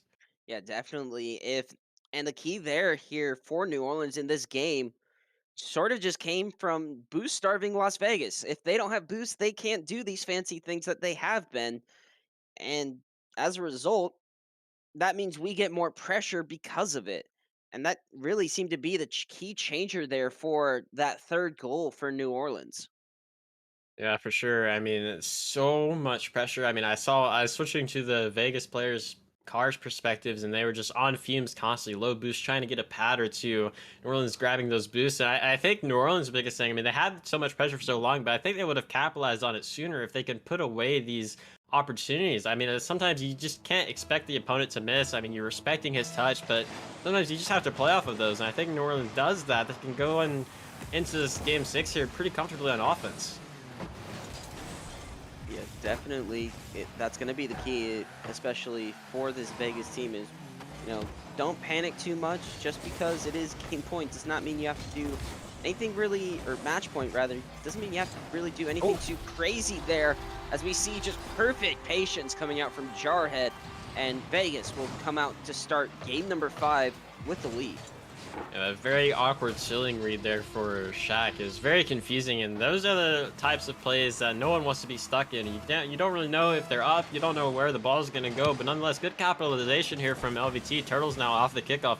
Denied back Koala though, Jarhead right to Jarhead's lap, beating one New Orleans player here, Shaq into his corner. A power touch though off the corner, Jarhead diving in, getting the demo. Koala though, blocking it. Crimson still dangerous for New Orleans. Turtles can't quite get the touch that he wants though. Jarhead quick on that follow here.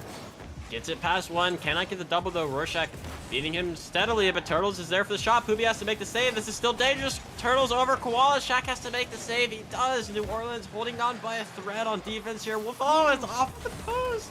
Oh my goodness gracious. New Orleans not getting scored on. I don't know how in the world.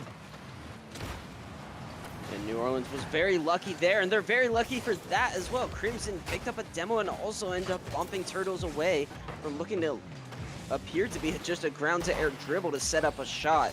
But right now, New Orleans definitely on the back foot here in this first minute, as this Vegas team was punching every shot at net and just making New Orleans be ever so awkward.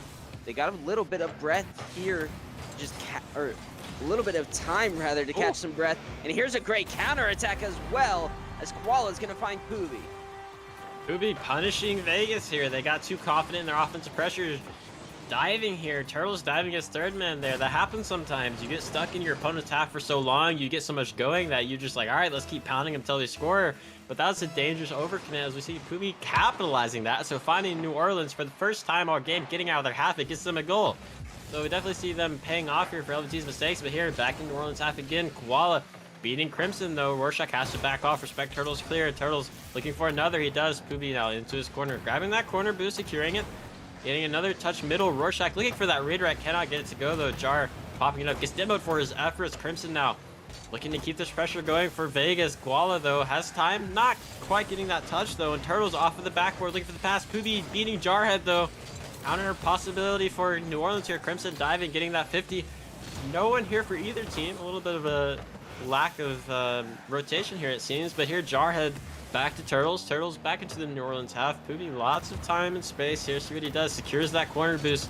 Drawing in Crimson. Tries popping over one, but Turtles playing patiently. Looking for the pinch or the dunk. Dunks Rorschach. This is very dangerous. But Rorschach, nice recovery. Back up to Poopy. Poopy clearing it away. Can he get this corner? No, 50 away from Crimson. I mean, back and forth we go, Wolf, half after half. No one is budging on the defensive line. Yeah, and the defense is looking to be more strong here in this past minute so far for both teams. That's an unfortunate double commit from New Orleans, and Crimson just dunks it right on in. I mean, at this point, fool me once, shame on you, fool me twice, shame on me. Another double commit from New Orleans, extremely costly. You get scored on it again, and I mean, you're beating yourself while you're down. That is not a double commit you want to happen, especially with the ball that's not even really that dangerous, except you double committing. So here, New Orleans getting punished yet again for their mistakes. Vegas has capitalized so well on these mistakes, but Jarhead, how in the world did he save that, Wolf? Yes. And definitely, you know, what Las Vegas needs. They do not want New Orleans to just keep tying this game back up with ease. And Rorschach came very close to after dunking out the initial first save. But here's another chance. That's a double bump there from Poopy, and Rorschach puts it into the back of the net. He says, well, if you're going to keep saving my shots, I'm going to put you out of the way. Bumps one, bumps the other one. Nice angle from Shaq, and just like you said, Vegas did not want New Orleans to tie it up. They do so in fashion. I mean, that was a beautiful bump play from Poopy, and getting close to 90 seconds to go here. 2-2. Crimson 50'd by Poopy out to the midfield. Jarhead up quickly, not making contact though. Turtles into the corner.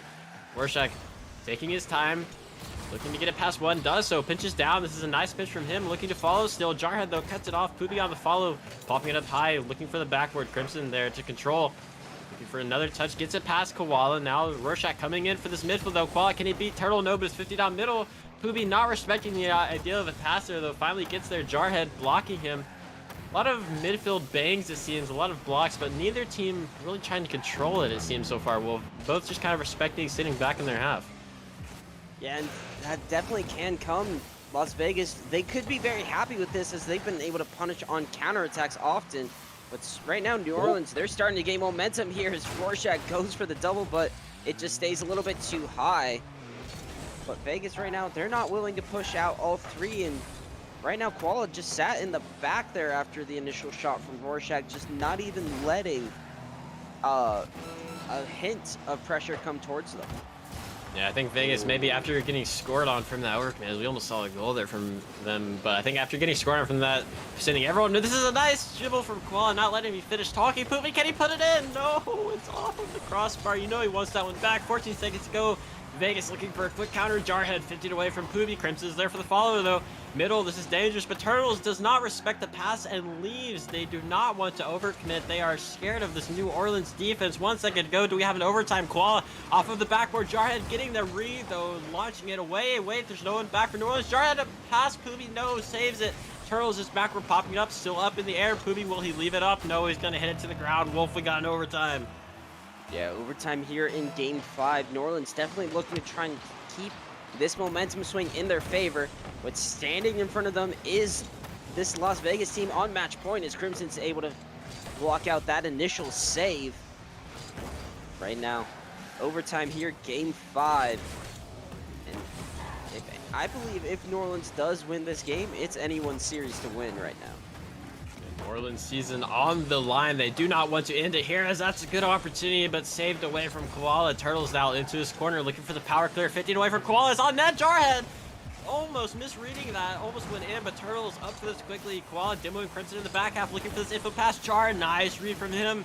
Crimson spawning in up quickly though. Rorschach following off of the backboard. There's no one back for Vegas, but wait, there's no one there for New Orleans. Neither team is willing to send their third man for that chance, Wolf. Yeah, and for New Orleans, if they do overcommit and that challenge goes through towards their net, their season is over. And for New Orleans, they don't want the momentum to go away from them. Or for Las Vegas, they don't want their momentum to go away. Should New Orleans pick this game up. So both teams just gonna look to try and play it safe here.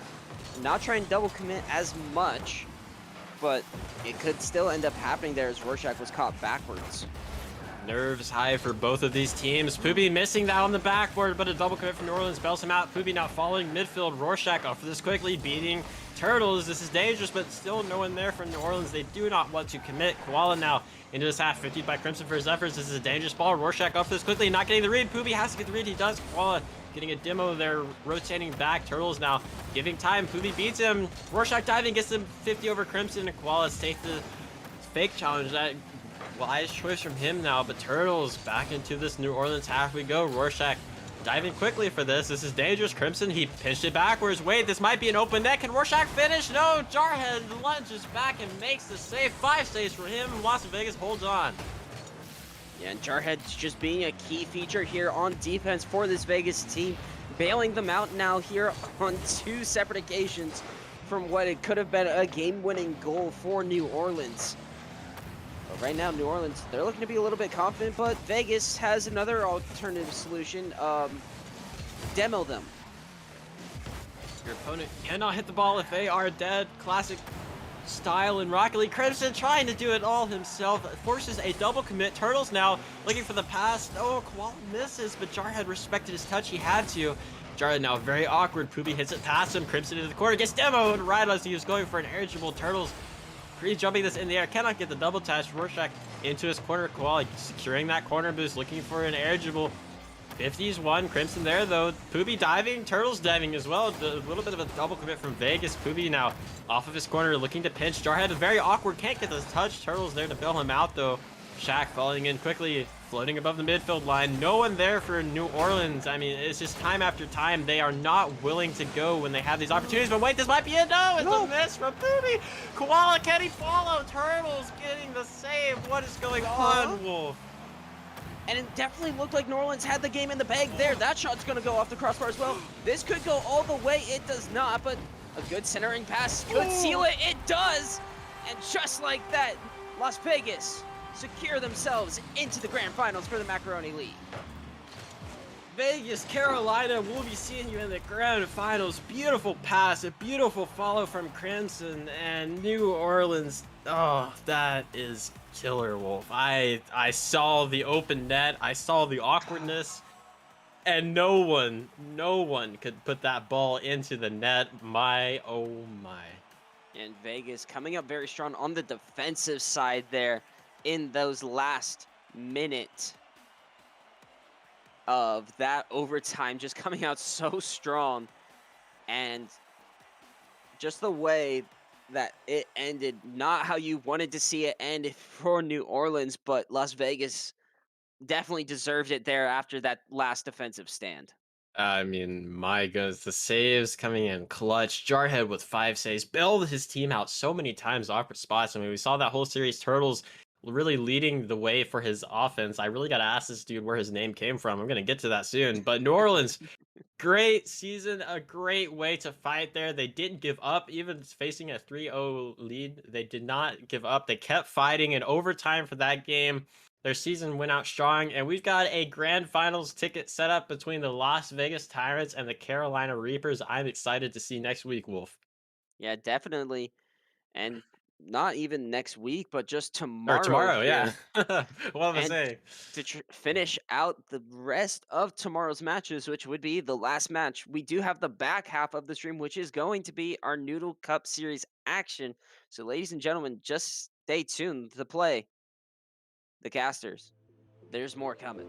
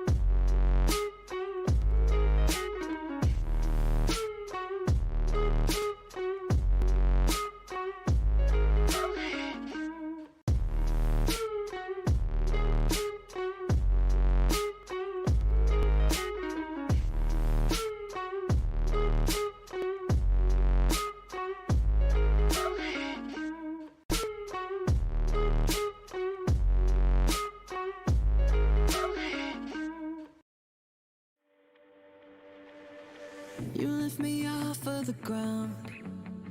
I close my eyes and I wait for the come down. I used to live in the now.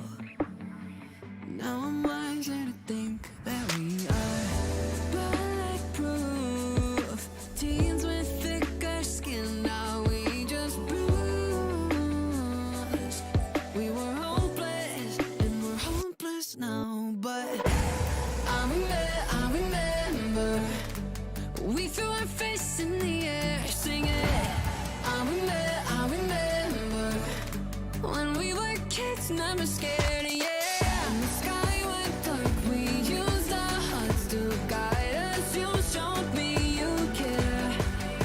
And I remember, yeah, I remember.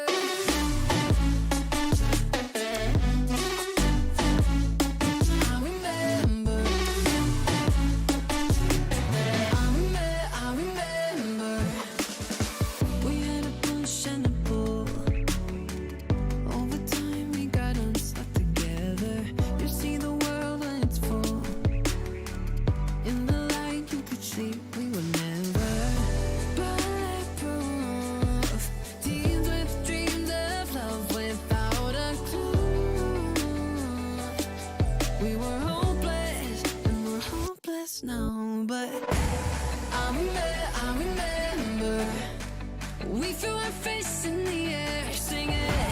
I remember when we were kids, never scared, yeah. And the sky went dark, we used our hearts to guide us. You showed me you care. And I remember, yeah, I remember.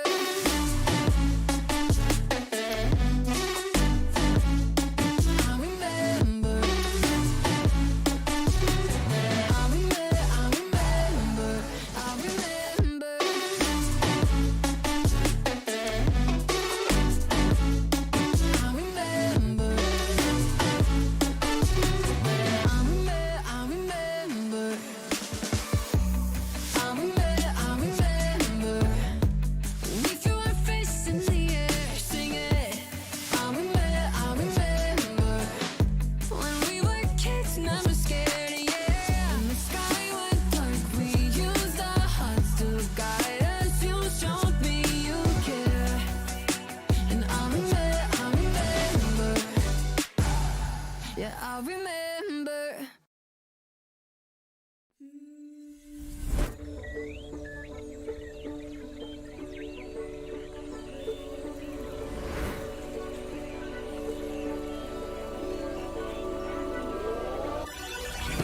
Got wandering eyes that I seem to follow. Can only stay still for some time. I've never aligned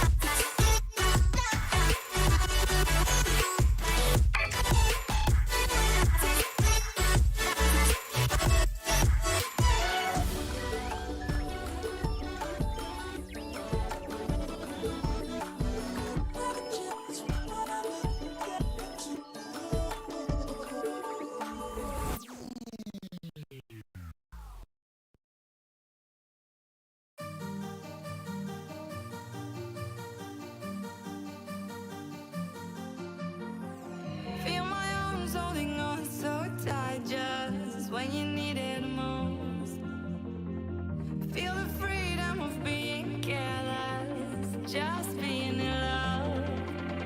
Everything will be alright. Through the darkness, through the night, no fear anymore.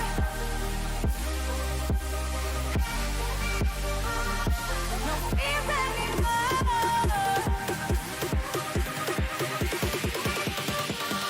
No fear anymore.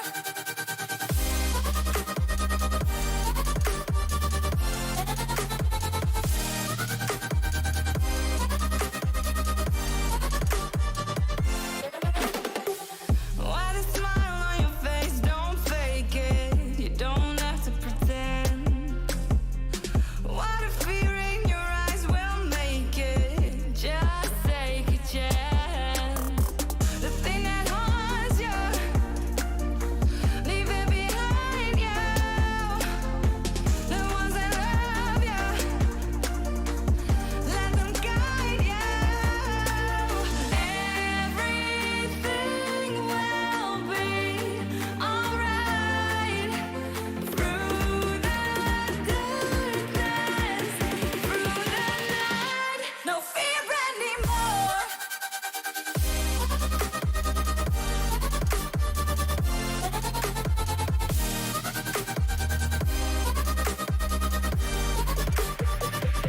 No fear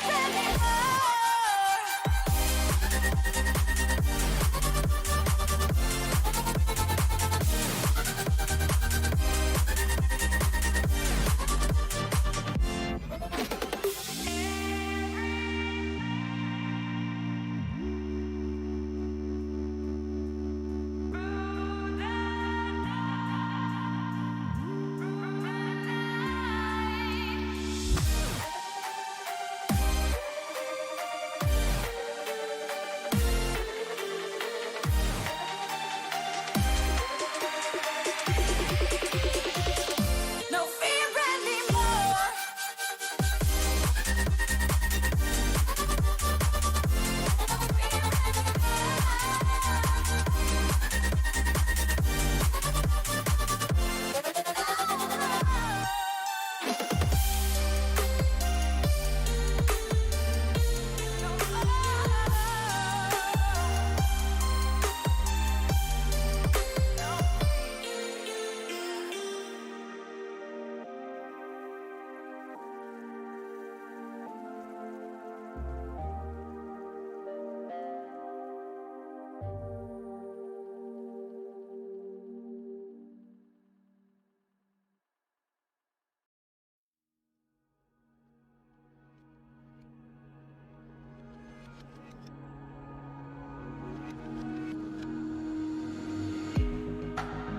I had a feeling that you'd be with me when I took the fall. But I won't stop fighting. We'll take it higher till we hit the stars. We'll take it to the galaxy. We ain't never coming down. Take another look at me. Yeah. We're in the starlight now.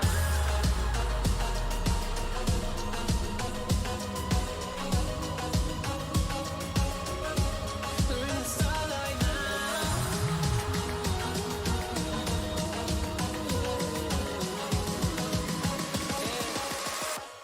We're in the starlight now.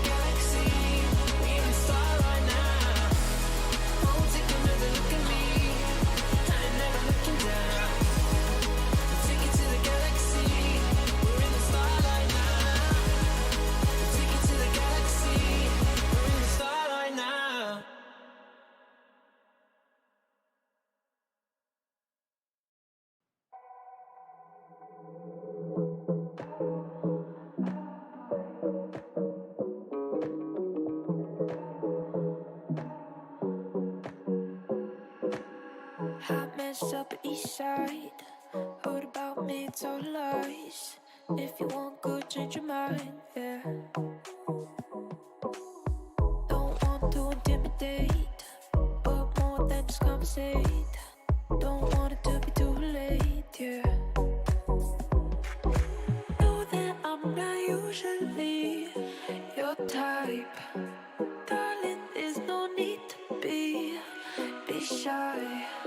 See the curiosity in your eyes. Come a little closer, babe. I don't bite.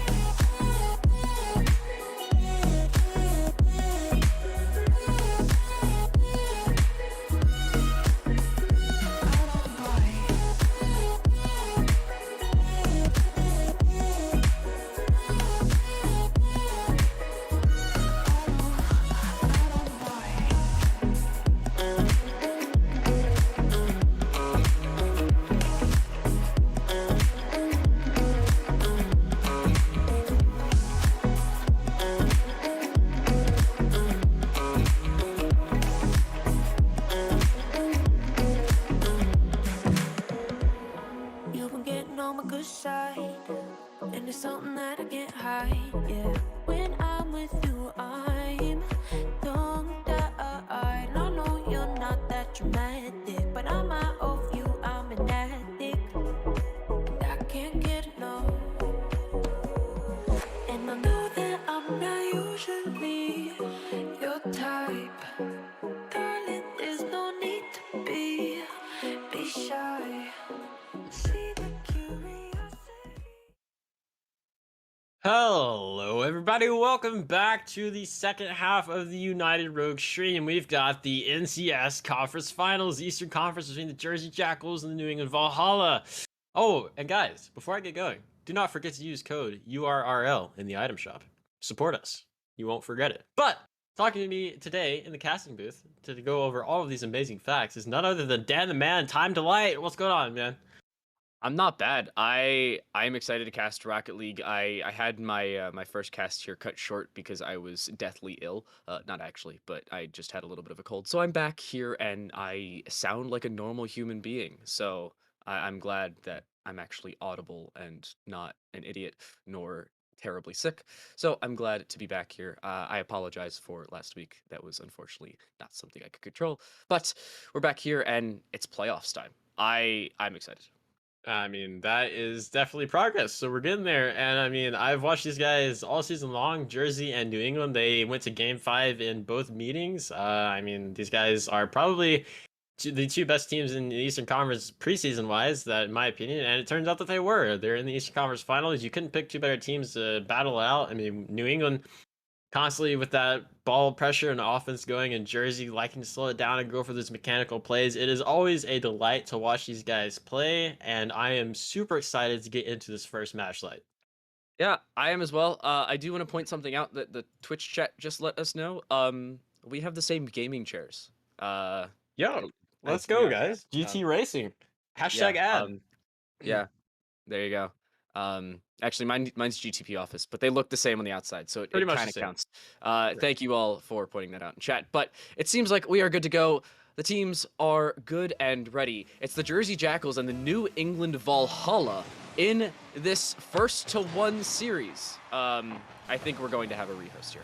Yep, we just pulled off probably the best cliffhanger in history right there. Let's go. But, yeah, fortunately we left a mutator on, but that gives us time to go over some stats of these guys, I suppose, Light, while we try to figure this out and get everything going. And I mean, before I get to stats, I think key player-wise, from watching these guys, playing with these guys, I know all of these guys, really cool guys, really good players in Rocket League. I think for Jersey, the key that I want to look out for is Tashiga.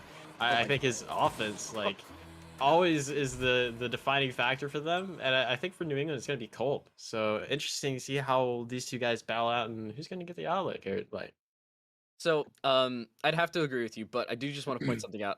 It said 1-1. I thought it was 1-1 game, not 1-1 goal. The Jersey Jackals did not actually win the first game. I've been told that we are good now, so I'm gonna hit ready and assume we're prepped and ready for game number 1. Actually, this time. that's the idea. Yep, I agree. second time's the charm, I'd have to hope. But you never know. Teams look like they are ready. We are as well. I see no reason why we can't get the actual game 1 underway. Don't jinx it, man. I don't know. Mutators might come back on. Yeah, I'm hitting tab. I don't see mutators, so it looks like we're good. All right. Yep. We're good. Take it away, friend. Game 1. The Jersey Jackals and the New England Valhalla. The actual first game of this series is underway, and, well, the Valhalla look to kick things off early, but the Jackals sending it right back into their own half. A nice opener from the Jackals just to start off pressure, and that's the name of the game here in Rocket League, is pressure early on and consistently throughout the series. That's really going to force the other team into a lot of mistakes, and I feel like if the Jackals can continue that early, they're going to have a great bit of success here. And New England loves to start like that too. I mean, we've seen it all season. High pressured offense. And here, Bubbles getting that demo in the backfield, jump, lunging for that save. Already we see demos come out. And like when demos come out, you know that they want to just get things straight into play. They don't want to have that fill out period. So definitely starting off much like I expected them to. Yeah, and they're going to continue with it. Oh no! The Valhalla have nobody back. RPC, the opening goal in this series. It turns out the Jackals do open things up with a 1-0 lead, but that's only in goals. And it took them 45 seconds to do so. Little bit of miscommunication on the New England defense, well, leads to an early Jersey goal. I saw 2 players from New England there. It looked like they were looking for a demo in the backfield, and they left Kolb as third man there. And he cheated up a little too close as well, so Jersey... Good vision from them to punish that early, and that's a goal that you definitely want to see New England try to get back, because that's a pretty careless mistake in my opinion. Yeah, they need to make sure they convert back off of it. Nice job by Jump to make sure RPC is covered on the backside. Kolb is a little bit fake there. I'm not sure if that was intentional, but I'd be spamming calculated in chat another time there, but it does not go their way. RPC with the ball across, but Jump is not in a good position. Kolb turns it away, and oh no, Jump just barely missing that. It's a little bit of mistakes on the Jersey side. I was talking about forcing pressure into mistakes, and it seems like Jersey is the one to do so, but the Valhalla miss. They will not do so again. Kolb ties things up 90 seconds into this one. Off this pass from Bubbles, Bean couldn't quite get it to the net, but Kolb was there for the follow. Toshiga, I didn't expected that third man to be there. I think it will throughout the series. Is something they do a lot in New England. I think it's really taking that goal back necessary for them to keep this momentum steadily between these two Titans as they try to battle it out. Yeah, you want to make sure you don't drop too far behind early on, especially in game 1. A blowout in the first game of a series could be detrimental to, well, the entire team's mentality throughout the series. RPC with the ball in, it will not go in, but Toshiga will send that one straight down and under that defense. Bubbles, unfortunately, unable to touch it, and the Jackals right back on top, taking no time at all to steal that lead right back. A good beat from RPC mid lane there, beating that New England player middle, and then Bubbles racing back, tried getting that read, couldn't quite get it, and Toshiga will put that in all day long. You know that's the goal he wants. But here off of the kickoff, New England tried getting a little bit of pressure going their own. Good clear from Jumpman though, but wait a minute. Oh, no. Oh, Toshiga, oh, he gets bombed into technically an own goal, but I knew it was gonna go anyways. I'd go with a Q shot more on that one. Well done by Kolb to win the 50 and then just yeet Toshiga straight into it. Toshiga with back-to-back goals, just one of them, unfortunately, onto his own net.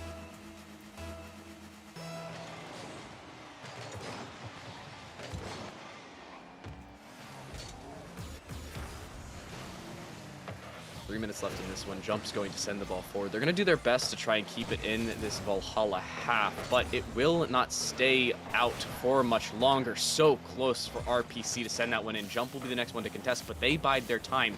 Bean will send it right by them. Toshiga on the backside. Good rotations from the Jackals just to make sure things are kept tidy on the back half. Jersey will do their best to keep this one out. Nice job by Jump to jump in front of that one. Bubbles will be demoed. It goes straight to RPC, who does avoid a demo and looks for the flick over. They get just that. It's just to Toshiga trying to get the ball across. They do just that, but Bubbles will be there to meet it. Jump now sending the ball forward, but we're down to the second half of this game. Jersey keeping their lead and now extending it. This is not good for the Valhalla, and I gotta be honest, that was a little bit of a mess up on the defensive side from this New England defense. Yeah, my internet decided to come back on in opportune time as I see RPC getting that goal. And yeah, like just to point on what you said, a little bit of a missed touch on the back row. I believe it was Kolb, and then Bubbles tried predicting that shot, but they shot under him. A nice shot placement from RPC, I believe. So I mean, Jersey and New England both striking back, but a lot of New Oh. England mistakes as that is another costly error on the rotation here. Just caught out again, jump slotting that one light. Very poor defensive mistakes from New England so far. Yeah, I'm not liking the struggles so far. That's not good if they are going to try and continue with this in this matchup. Jump will go forward, and RPC just decides, hey, I want boost instead of going for this ball. Opting well on that same end as Bean just barely misses. RPC the next to contest. It goes off the corner, trying to go into the middle. The double commit there from Jersey. Bubbles has an option to send this forward. Tashiga got their flip, but they cannot convert off of it. Ball will go forward to Bean. Bean with the pass across, but it will not go where it needs to do. Tashiga next, but it will not go their way either. RPC with a shot, it goes down, it will go back up, but it will go right back out. The Valhalla keep it at a 2-goal deficit, but they need to start to make that right back up. Yeah, 9 seconds to go here. You need to start seeing offense in the Jersey half. This is a good start here. Bean popping this high. Tashiga gonna have to make the save. He does. Not too awkward for him. Bubbles now following. Looking to try to get that infield pass, but jump all over it. This is another bit of a double commit, maybe a lack of rotation here from New England. Kolb having to make that save, but I mean, constantly seeing Jersey forcing them in awkward positions and positions that they don't really want to be in. They're capitalizing on it pretty well so far. Not bad on the attacking side from Jersey, and well drilled on the defense just the same. Tashiga will grab this boost and try to send themselves forward. Nice job off the ceiling. They read it perfectly, but they do not get the shot down. They have to avoid it off the back wall to make sure it stays in contention for a shot. Bubble sends the ball forward, but Tashiga with the read. They get the ball on, but it goes just wide. Bean sends it off the crossbar and out. It stays at 4-2, but the Jackals continue with their pressure, and it seems like this is a relentless attack from the Jackals. Not letting go of the gas pedal whatsoever. They have a 2-goal lead, under 30 seconds to go, and they still do not care. They're trying to keep that pressure going, force another one in, jump, 15 Bean here in midfield. Bubbles now diving, a little bit of a mistouch there, trying to keep it in though, couldn't quite get it to his teammate. RPC now looking for this clear. Kolb is over. 13 seconds to go. New England needs a goal now, and they need it quick. Bean, can he do it? He beats one. Tashiga has to make the diving save. He does. Good save from him, and I believe like that secures game number. Wait a second. Hold the Ladies phone, and gentlemen, Bubbles. somebody has spoken too soon. It's still possible here. 3 seconds left. Bubbles sends the ball straight down and straight back up. Unfortunately for the Jackals, nobody in position to save that one. RPC with their car facing the wrong way. A kickoff goal is required for the Valhalla to send us to overtime here in game number 1. Jump looks to send it out. They do just that. It goes off the ceiling. It will go away. The Valhalla not quick enough to touch it. The Jackals win game 1. Well, I recovered after that almost very large cast accuracy. Bubbles putting it in. I thought there was a solid chance there for New England. There was. And I mean, Jersey coming out, guns ablaze. Very fast-paced offense, non-stop pressure for these guys. I mean, look at that scoreboard. 11 shots to New England's 10. So, I mean, the offense for both teams is going, but it definitely felt like that first game, Jersey was a lot more comfortable and had control of possession probably throughout that game, I feel like. I really need to see more of this New England transition. I feel like that was their main struggle. They had 5 saves on the 11 shots we saw, of course 4 going in. They needed to save those. Those are the important ones, and unfortunately, they just did not. I would prefer to see them try and transition better. I said it, I will most likely say it more than one more time in this cast, and well, for a good reason. They didn't do so. They had good defense, they had decent offense, but it just wasn't enough in the end, and what really killed them was their transition game from the defense onto the offense, and sometimes even rotating back, as we saw with that initial goal. That needs to change. And I feel like too, I mean, I know it's your first game. I know the nerves are on and you're pressured. I mean, you're in playoffs, you're in the conference finals, but those few mistakes that we saw, that was really unnecessary from New England. I think Jersey capitalized in quickly, and they just took care of it as solidly as any team should. But I think we're having a little bit of a player mishap here. Oh, nope, we're good. I guess third time was a charm. He wasn't able to join the lobby, but he got in now. So game number 2 on the infamous Neo Tokyo map. One of the nicest maps in the game, in my opinion. But Bean and RPC off of the kickoff jump, rolling it to the sidewall. Bean, though, Has time on the ball, looking for this infield pass to Kolb. Oh, it gets the pinch off of the top of his car. Not sure how that worked. RPC though on the counter. Can he get it going? 50 away though. Kolb looks for the big booming clear. Grabs that mid boost, looking for another touch. Does so. Beats Tashiga, but Jump has a free clear opportunity. Tashiga now launching it downfield. Bubbles has to make this touch. He does. So I mean, already 30 seconds in, Light. A lot of back and forth, a lot of ping pong going on between these guys. It is table tennis of the soccer ball inside of a giant dome, is what I like to call it. Back and forth between the boxes, between these two teams. Jump, unfortunately, jumping the wrong way. Not something you'd usually see, possibly them living up to their namesake in that situation. RPC does get the 50. It goes towards the middle. Bubbles with the shot. They're going to get it on, but it will not go in.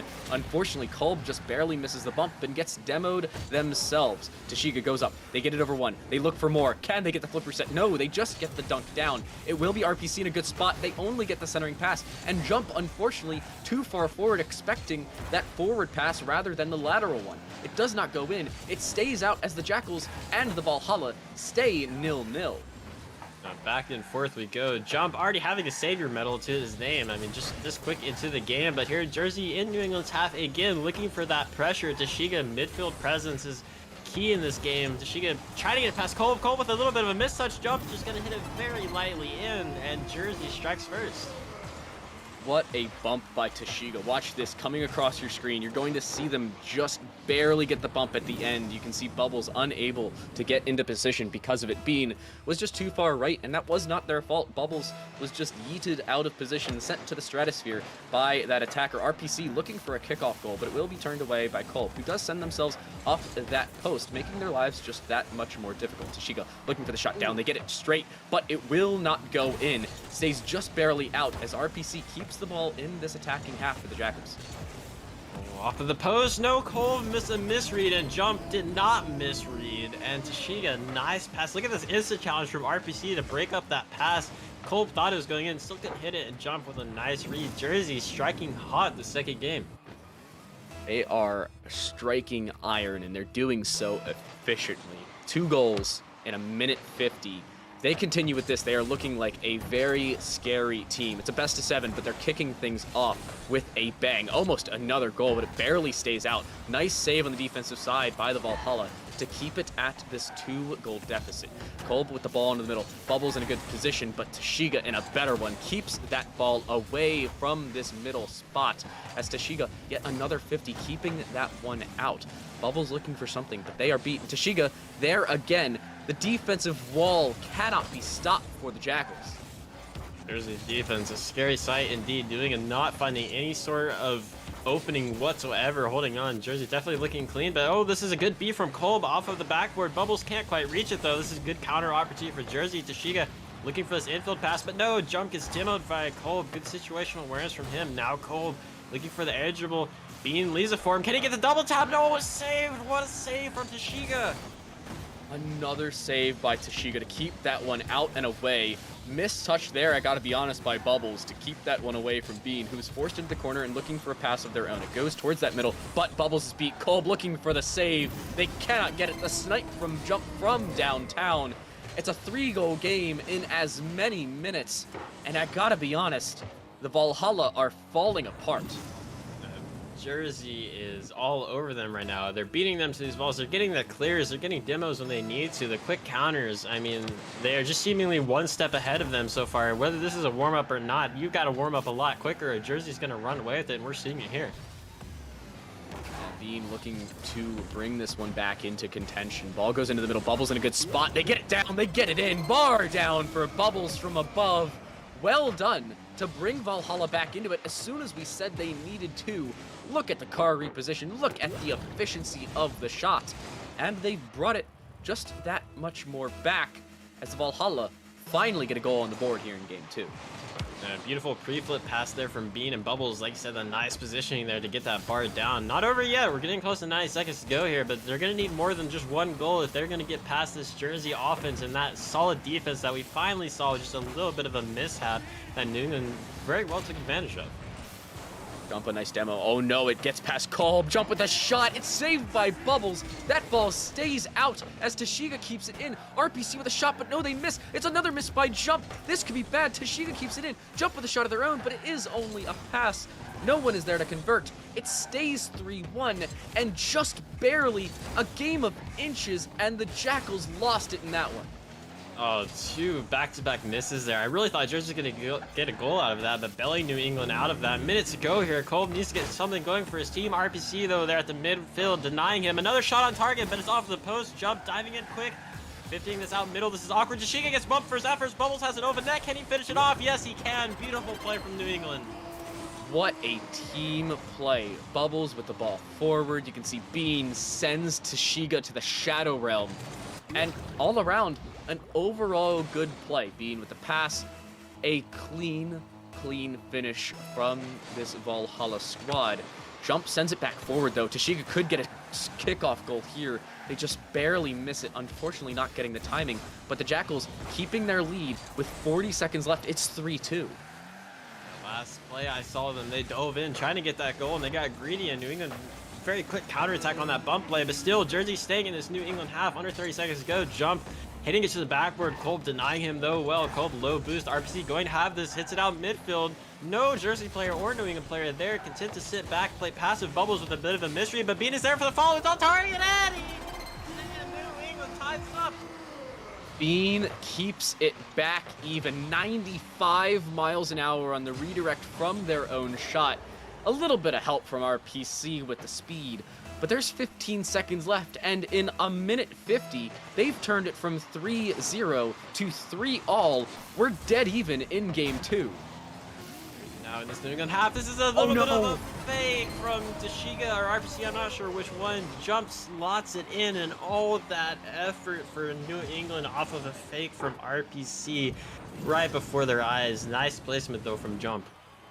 That is so unfortunate. The Valhalla with 3 unanswered in a minute 40. They are shut down. Jump with the kickoff. It goes towards the New England defense. Bubbles sends it right back out, but nobody is there to convert off of it. No bump there for the attack, but it will not matter. It's down to the 0 seconds. Kolb with the pass in the middle, but it's too far for them to read. The Jackals win game 2. They take a 2-0 lead in the series, and they take this commanding opening with 4 goals for Jump on 6 shots. That's scary.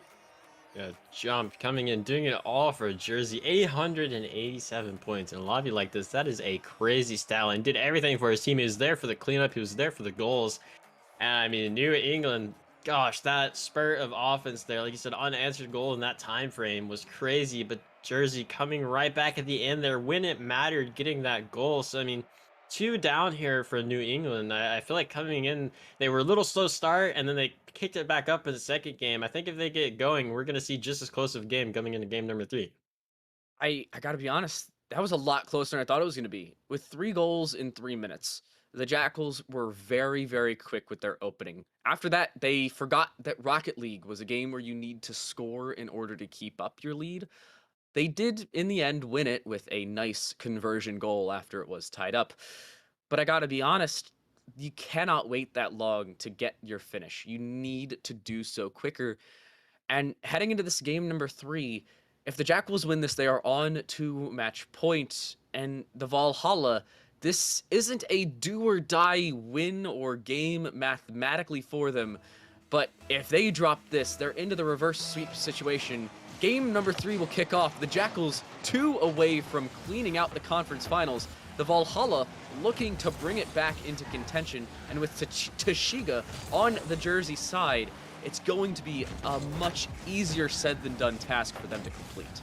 And I think the key for New England is getting out that strong start, as that almost was a shot in. Good save from RPC, but not allowing Jersey to suffocate you in your own half and keep that pressure going, I think is key for them, as they just got stuck in their half for too long. Low boost, constantly getting shots peppered onto them. Here, they're getting stuck in the Jersey half, keeping offense going. This is finally a clear out, but I think New England definitely hearing what we said and trying to get that going with the offense is the key here.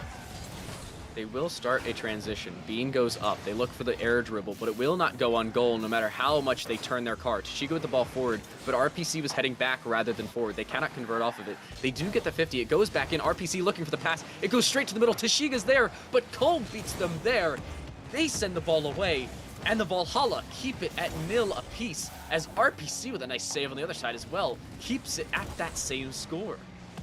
Defense holding on strong for both of these teams, neither wanting to budge and give up that first goal of the game. Here's a good chance for New England, but RPC now with the counter beats out Kolb. Tashiga is there. Can he corral? He does. Looking for the fake. He does fake Bean, but Bean still saves the Kolb. Oh no, that's dangerous, but John misread it. He gets bailed out there. I for sure thought that was going to be a goal. RPC sends the ball away on their own half. Bean back in the middle. Kolb is there. They look for the shot. It is saved by Tashiga. The brick wall continues between games as they continue to keep this ball out of the Jersey net. They will struggle to do so as Bean continues with the pressure, but Kolb unable to continue it. They keep it at that 0-0 scoreline. Somehow neither of these teams have scored a goal. I don't know how either of these teams have not let in a goal yet. Yeah, the defense, I guess, is just that good, or the offense maybe not quite as good, but we've definitely seen a lot of opportunities. Here again, Kolb looking for the infield pass to Bubbles' job. What a demo from him, denying that play. I for sure thought that was going to be a goal if he could hit it, but a beautiful jump demo on the back end there. But still, New England keeping this pressure. Jerseys have Tashiga with a nice block, though. But Bean getting that demo in the backfield, that could be big, but Tashiga knows he's going to do it all himself. The air dribble now with Kolb looking for this quick counter. I mean, just back and forth like we go to each half. Oh my goodness, jump somehow keeping that out. They look to keep it out, but they cannot do so. The pre-flip from Tashiga. A game of inches is decided by centimeters. Look at this, they go high, they predict it perfectly, but they are just too low at the end of the day. We have reached the halfway point, and the Valhalla finally gain a lead at this 2-minute and 30-second mark in Game 3. New England looking like they're on all cylinders right now with this offensive pressure. They just keep piling shots on. Jersey not holding strong last series, but they got it this one. Tashiga now getting 50 by Bean. Bean still going, no boost to his name. 50's jump, though, is dangerous midfield. Tashiga up quickly, though, clearing that away. RPC securing that corner boost. Has a lot of boost, has a lot of time. See what he does. 50's Bubbles. Bean now into his corner. Lots of time here. Tashiga, though, going for a pre-flip. Gets the dunk. Oh, my goodness, that's dangerous. He gets another dunk. Out into the corner. This man is clicking on all cylinders. He's on fire. RPC with a shot of their own. Jump backflips, and that's not what you want to see from the attacker. Tashiga just barely missing wide left. Again, not what you want to see from this Jackals attack. Jump does get demoed, but they help send the ball forward. Kolb looking for a shot of their own. They will look for it. They will get it as well. Nice air dribble up and over all three of the Jackals. It's 2-0 to the New England Valhalla. Beautiful play from Kolb, just glued to his car. I love air dribbles like that. They look so clean, and I mean, close to 90 seconds to go here. I have not seen a lot of opportunities or offense coming from Jersey. New England has just not let go of the ball, and it is working. Jumps forward, though. They're going to look for a pass. Ball's into the middle. RPC's there, but it is saved by Bubbles. That stays out, and just barely as well. That one's a snipe, though. It could go in. That's exactly what happens. Bubbles steals it away from Bean, but it will not matter. It's 3-0 nonetheless. The Valhalla are a different team here in Game 3. Finally, what some people would consider to have woken up and other people consider they just got angry. Regardless, it's definitely working. We see just constant pressure like that. Just a simple snipe there from Bubbles, I believe. I was taken away from Bean, but under 9 seconds to go here. Jersey just does not have an answer there. They've been holding on to dear life on defense. Low boost, but wait. Oh, RPC almost getting that counter saved away from Kolb. The New England defense holding on strong. Going to continue with the pressure as well. I was talking about transitions, and that's exactly what we've seen from them. Kolb on the attack. They do not get the bump. Tashiga keeps it out. Jump now, looking for a jumping save of their own. They cannot get it. Bubbles with another goal. The Valhalla yet to stop, on this defensive side, and, well, the attack has been anything but difficult for them in this game. 4-0 the score here. Yeah, I think this is kind of at the point, regroup, regain, calm down, work on your momentum and focus on going into the next game. Whether you can get a goal or at least get out of your half. Do not let New England get another goal, as this is another almost score opportunity, but Bubbles is very awkward there. Tashiga now left alone his corner. Kolb up quickly with the pre-flip. RBC is very awkward though. Bean could not get the angle. Getting close to 30 seconds to go here. Jersey looking forward to this next game. Yeah, I don't think they want to play this game anymore. I would be like, all right, GG, go next. That is enough of this. Seems like they cannot mount anything. As I say that, though, jump, a nice pass in the middle. It will be there. It will be the shot, but it's saved just as quickly by Kolb. keeping this Jackal side at that nil margin of goals. They have yet to score here, and that's something uncharacteristic from the Jackals we've seen throughout the season and throughout this series. A struggle for them, to say the least, as Jump will look for a shot, but it goes just high. The shot down, it's the pass back to Jump. A consolation goal, but a momentum one at that. Nice team play from the Jersey Jackals. At least something to build on going into the next match. I mean, it's one goal, but one goal can be all the difference. You just need, you're getting beat down, you're getting crushed, and you need something to look up and go to the next game. And I mean, they're already up 2-0 anyways in this series, so they could afford to lose this, but goodness gracious, the momentum that it gives New England is a scary sight, especially after how they just played that game 3. That was a different team. I refuse to believe anything otherwise. The New England Valhalla have apparently changed out their team, maybe done some switching of controllers. I see what you guys did, but well played on this side. And I have to say, night and day is a good look for the New England Valhalla until it isn't. And those first 2 games, it was more of night for them. We need to see a change, and we need to see it be consistent. This was a good start. I mean, as my famous friend Mario says, in order to beat your opponent, you just need to put the ball into their net more than they do. So, I mean, the New England definitely listened to that advice, did it themselves, almost shutting out Jersey. They got 1 goal to their name at the end there. But, I mean, the play, the style, the pressure, the control, and the touches of New England looked almost perfect on paper, on how we watched them play. So I think Jersey definitely needs to step back up, brush their shirt off, and be like, all right, we got kicked down that match, but it's not over. We still have this lead. Clean is what they need to be, and clinical is everything they were in that 3rd game. It's game number 4. The undefeated streak of games, at least for the Jackals, has ended in this series. They are now up 2-1. They still have the advantage, and well, they are still on top in the end of it, but only by a small margin. Jump just barely missing. I was talking about small margins. That is one of them. Toshiga gets 50. Bubbles comes out on top of it with the boost as well. They cannot get the ball forward any further than that midfield position. Bubbles now looking for the ball down. They do get just that, but it is turned away. It won't matter. Kolb with a shot.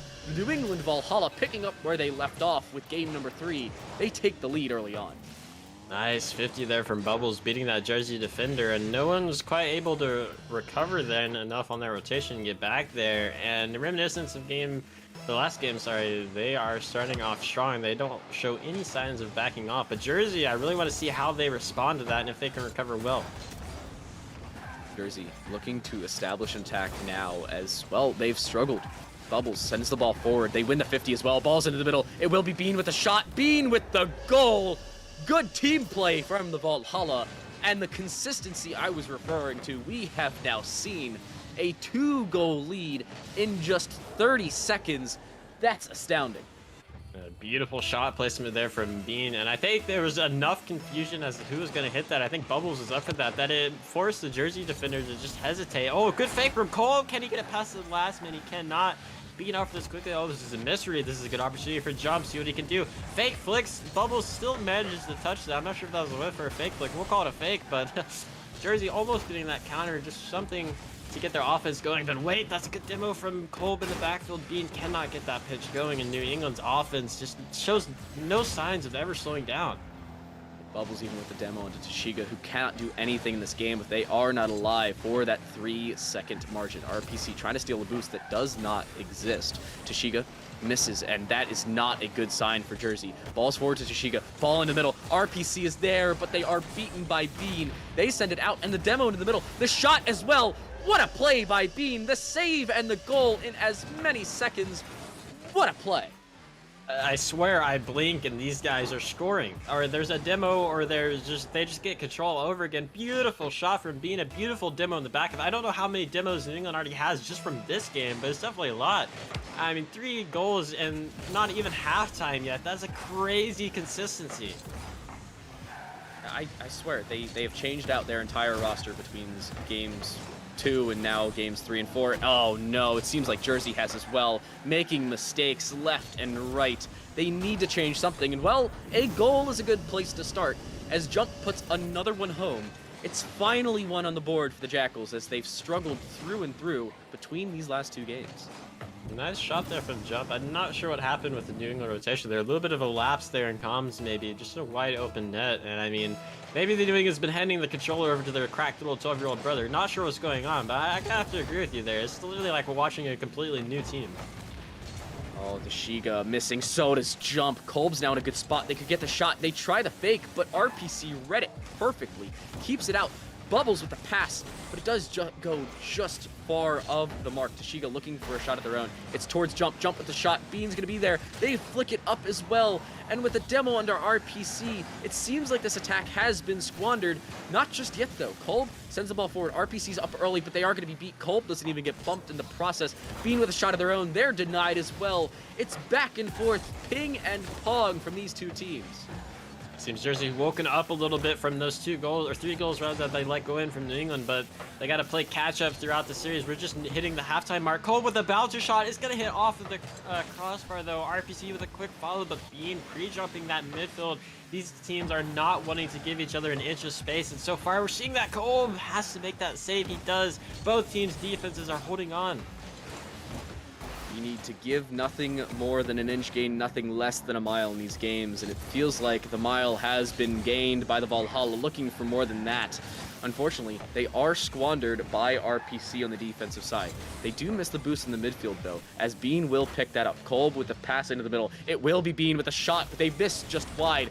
Kolb will be in the middle, but no, it goes just wide. The triple commit is not punished. Kolb with the shot, that's shut down. The Jackals looking for a counterattack. That is squandered in the midfield. How is this still 3-1? Oh, I mean, goodness gracious, just when you thought the New England was going to score, you turn right around and you think Jersey's going to score, but not quite. Neither team holding on, but I think New England definitely are okay with not scoring if they're just wasting time off the clock with Bubbles here looking for that pass. Looks for the demo on RPC. It made him awkward, but no, Bean not making contact. Kolb with the follow. Tashiga has to make the save. He does. Bean pre-jumping him, though. Bubbles respecting Jump's touch. Demos him for his efforts, though. Yet another demo in the backfield for New England. They are just not letting up on these physical plays. Over the ball forward. They don't get it as far as they want, nor do they keep it on their car. Jump looking for a shot. They are 50 by Bubbles, who anticipates it perfectly. Looking for the redirect as well. That's going to go into the middle. They're going to look for the shot. They are shut down by that post. Jump tries to keep it out. They use the corner to the perfect position. It does stay in the Jackals' position, but not for long. Kolb with a shot of their own. It goes off that side wall. Nice save on the defensive end. Jump with a save of their own. They jump in the middle of that one, but it's delaying the inevitable. The Jersey Jackals need a goal or two at minimum to try and keep this one at least in their favor, if not just sending it to overtime. And well, it does not seem like that will be the case, as with only 30 seconds left, it's still a 2-goal deficit for the Jackals. It's like for every 10 seconds of offense that New England has, Jersey only gets 1 back. I mean, the possession game is huge, but this is a good opportunity for Jump. No, it's off the crossbar. Can Tashiga follow? What a save from Bubbles! Oh my goodness, New England is not going to get scored on. Jersey getting their opportunity taken right out from their hands. Tashiga cannot get that redirect, and New England is content and very happy to tie the series up. They are back at 2-2. As soon as this ball hits the ground, it will not matter even if a 0-second goal does go in. We are just waiting for what has already been confirmed. There you go. The New England Valhalla shut things down here in Game 4, just as we saw in Game number 3. A skillful clean-out of the Jackals. And I got a question. Where has Jersey gone? I don't know. I mean, if you're looking at this from like what we thought that there was just a complete new team that came out, I'm not sure if Jersey has the cracked younger siblings either. So I mean, if they don't have that, then they need to wake up, because this New England offense is hot. They're clicking on all cylinders. They're hitting everything they want to. They are not giving Jersey any time on the ball, and Jersey is just crumbling. I mean, it's just like a fresh baked cookie that you got out of the oven too soon. You have got to figure out a way to combat this New England team, and you did so in the first 2 games, but they have adapted and you have not, and I think that is the big key here. Adaptability. Jersey not winning that one. We're headed back to the Utopia Coliseum. It's game number 5. We're dead even at 2-2. It's now just broken down to a best of 3, and I gotta be honest, Jersey, they're a different team. We need to see them go back to what they were in the opening 2 games, and I don't know if that's going to happen. The Valhalla have set up such a momentous comeback early on as well. They did not force this reverse sweep. The Jackals struggling early on, or later on, sorry, in the series, and now early in this one. They do set up a decent attack, but Bean will just be afforded the ball. They get it around one. Kolb is there, but it will be sent away. Nice job from Tashiga, to keep it out, but they can only do so for so long. Kolb with another opener. Another 1-0 opening for New England in the first minute of this one. It seems like they cannot be stopped. It's just like, I swear, every time you get into the Jersey half, it's like you drop a beehive and you disturb a pack of angry bees. That's literally what New England looks like right now. They just swarm you. They're always on you. Another demo from Kolb on jump. I know the Jersey Jackals have to be frustrated with how aggressive that New England's playing, and it is getting in their head, it seems. There's no way that this is not all the way in the back of the Jackals' mind. If you are down now 1 goal in a game that took you so long to get to, much less come out on top of, especially when New England is getting saves like that, Kolb with a double save on the goal line, keeping this goal line defense tried and true for New England. The ball's even forward. Kolb looking for a shot of their own. It is shut down by Tashiga on the back line. But look at New England continuing with the pressure, continuing with now just mind games in the defensive side. This is so difficult to play against if you're the Jackals. Oh my goodness, that save from Kolb was disgusting. I can't believe it. I mean, it was a rip of a shot from RPC, but here's another chance. Tashiga, no, it's going to be off of the crossbar. The infield passes. Oh, wait a minute. Is that just going to be it? No, it gets off of the post. Jersey getting bailed out of that. Not sure how that worked, but Bean still trying to keep this New England pressure going. Bubbles 50 by Tashiga now. RPC looking to get it out, but Kolb is right there for the clear up. Can he get the double? No. Jump looking to the outfield. Tashiga Bean diving. This is a good chance for Jersey. Tashiga cannot get the double tap though, and I mean every single time that Jersey has an opportunity, New England does not respect them whatsoever. They are up for it almost instantly. Ball forward again for New England. They keep up this pressure, and Kolb continuing with the attack. Tashiga needs to play immaculate defense just to keep this New England side at 1 goal only. I feel like it's been the Tashiga show, along with Jump playing decent attack, but it's not enough. Actually, as I say that, Tashiga ties things right back up. Caster's Curse comes in as I say it. We've about reached that halfway point, and the Jackals have brought it right back even. I think Bubbles got a little too eager to get back on offense. He cheated up far, jumped while he was boosting, and the ball sailed right over his head. Maybe a costly mistake, maybe not. We'll see. I mean, that still goes in, but is that enough momentum shift and builder for Jersey to get something going, or are we just going to see the New England offense keep going as they're trying here? Another demo from Bean in the backfield. It's just relentless demos, boost grabs, and pressure.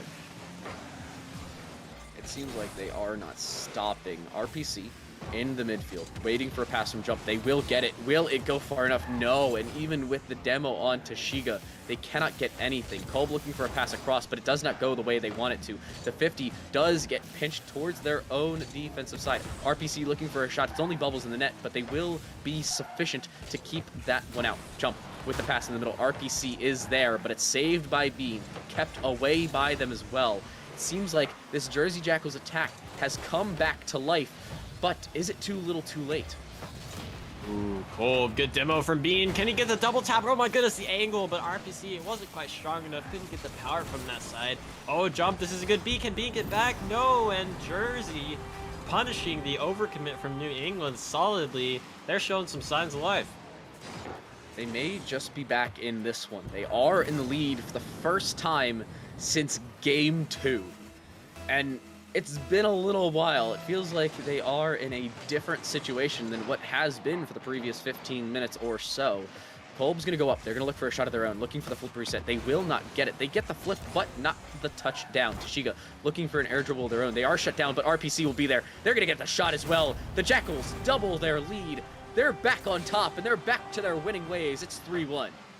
Jersey finally showing that speed that was lacking from those first few games. It's just like it disappeared, but RPC noting that Bubbles was going to go there, feeds him up to it pre-jumping, and that is the play that I've been waiting to see from them. But still, a minute 33 to go. The game's definitely not over. This could be a good opportunity from kickoff. Bubbles couldn't quite get it. Save from Jump. Kolb, though, pitching that into his corner accidentally. Bean falling, gets beat by Jumpman. Jersey kicking up the speed here, beating another player. Could this be it? It's off the post. A double commit Jump with a shot, though, and Jersey clicking on all cylinders. They're back on top.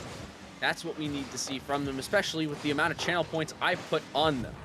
4-1 on the board, as it seems like a different team is back in the chair, possibly the same one from those first 2 games, and something we needed to see from Jersey. But the question is, where have the Valhalla gone? What has happened to this classic attack that we've seen in now 2 of our games? Have they just disappeared as soon as the Jackals are back in it?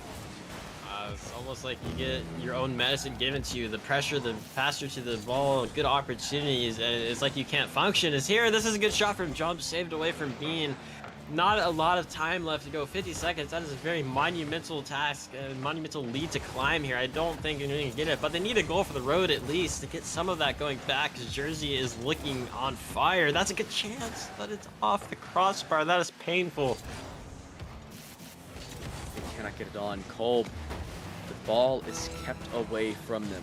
It's 4-1 on the board, now just down to 25 seconds. The Valhalla need a lot of goals in very little time. Kolb will look to kick that off, but it's been such a struggle for the Valhalla here in the 5th game. It seems to be the Jackals the first to reach this match point, and look at the goal line stand. Even with only 10 seconds on the board and basically the game confirmed, the Jackals continue to show a strong defensive stand. RPC will just make sure it is closed out. The Jackals win their 3rd game. They're on to match point in this best of 7.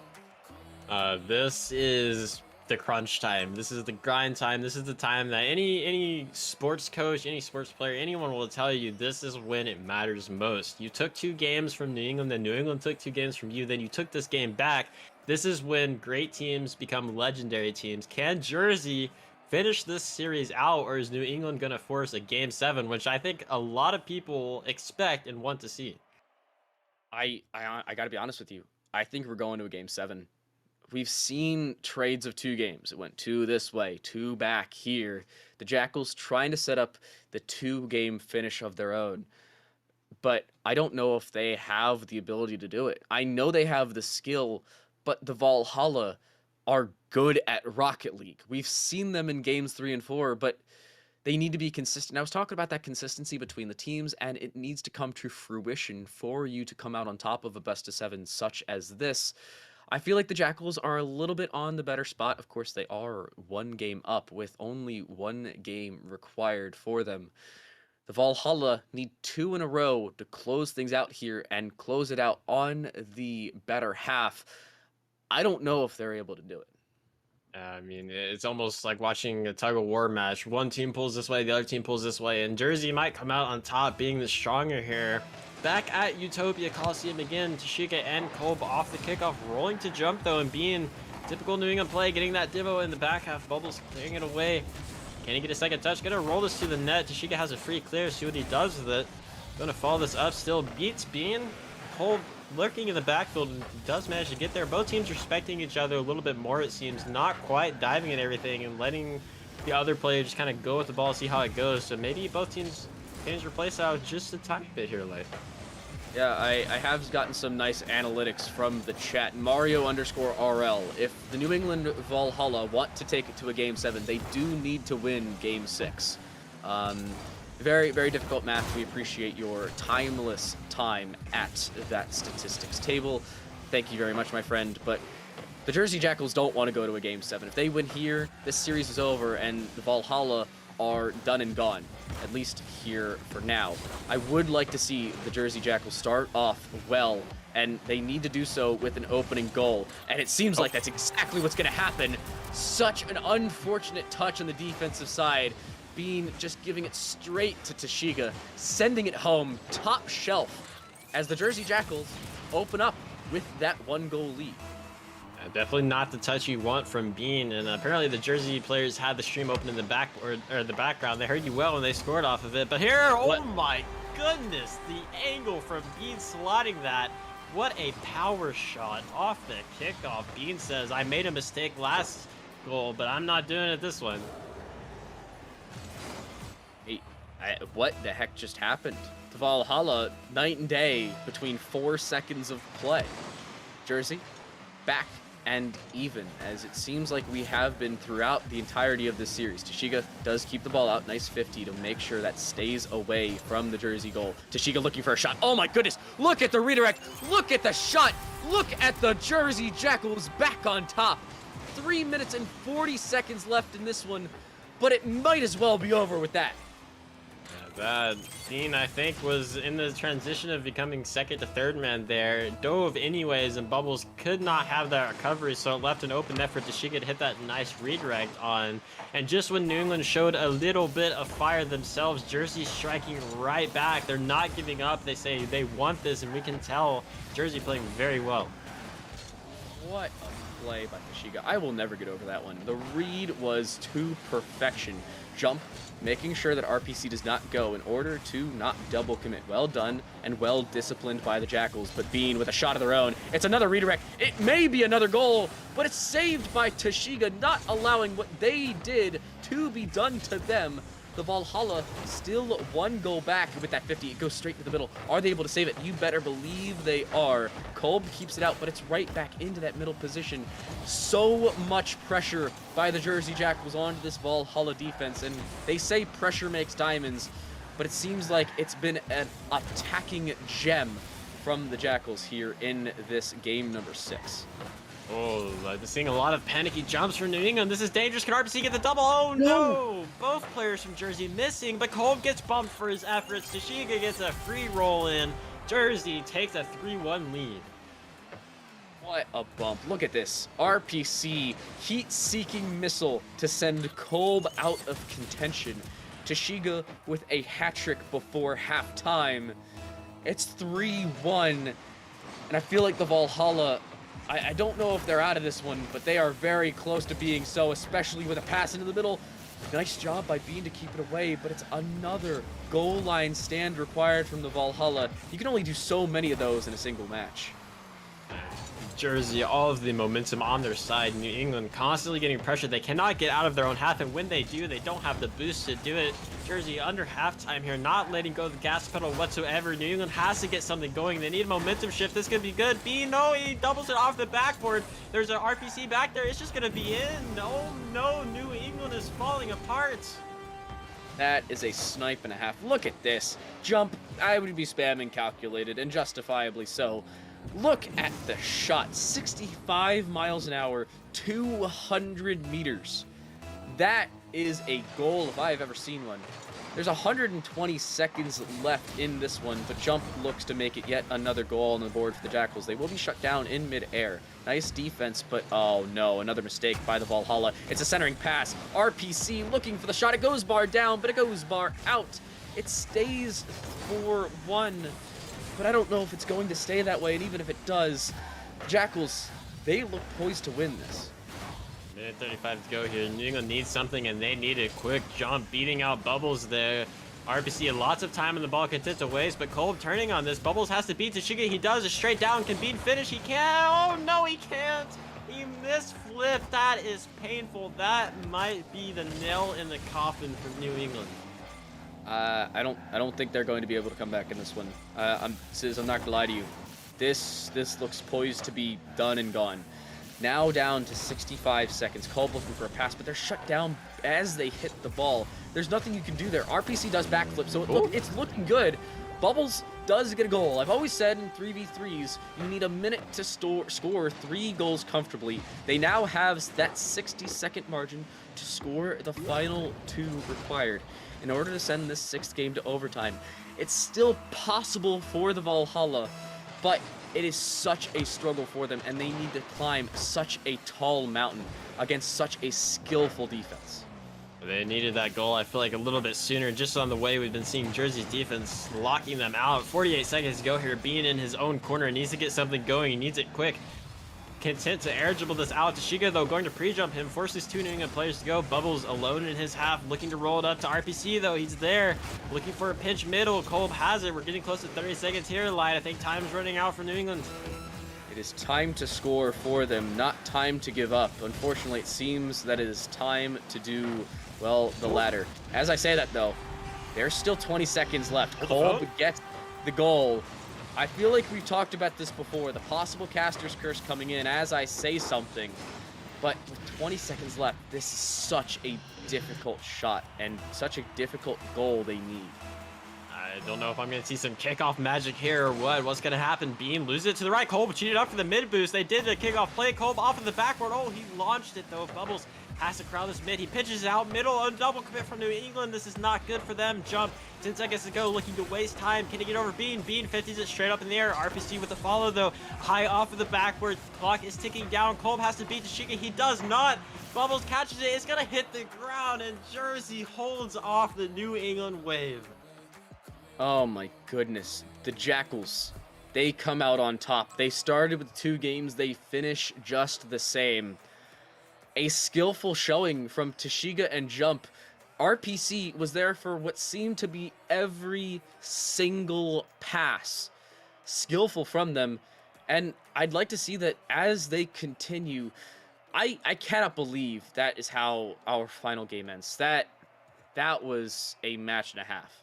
Yeah, I mean, New England never gave up once. Jersey never gave up once. Whether the other got ahead of the other, it was just a constant fight. I mean, these two teams, two titans of the Eastern Conference, I feel like that could have easily been the grand finals of UR. Great season for New England. They came, they made it all this way. They fought hard. Jersey getting the better of them, though, securing that spot in the grand finals to play. We don't know, because that is the next matchup. I mean, that was probably one of the best series I've seen in a while. Unfortunately, it has come to an end. We do have one more series on the cards. Unfortunately, I am headed to bed. I will not be with you. It will only be the amazing Sizz over here, at least for the time being, unless we do find anybody else. And hey, if anybody wants to cast and is actually a caster in UR, please come in and cast with Sizz. Don't make him solo this. I unfortunately have to go to bed. Thank you all very much for watching. Stick around. We do still have one more best of 7 on the cards for you. And don't forget, use code URRL There we go. URRL in the item shop for some more of your cold hard cash to go to UR for some more prize pools and some more opportunities for these players. Don't go anywhere. It's another best of 7 when we come back.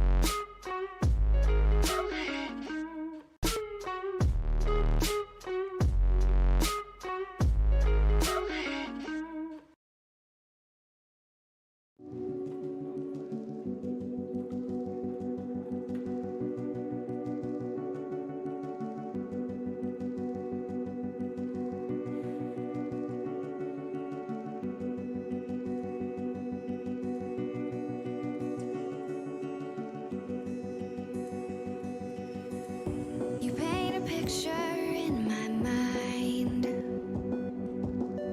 You wanna leave it all behind.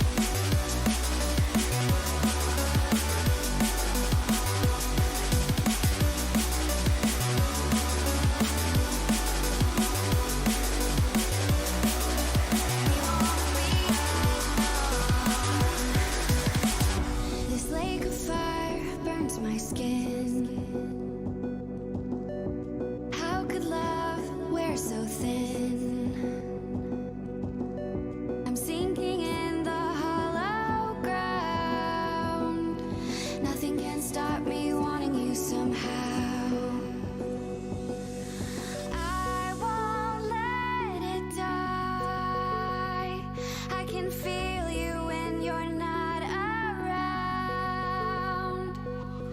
When the night gets cold,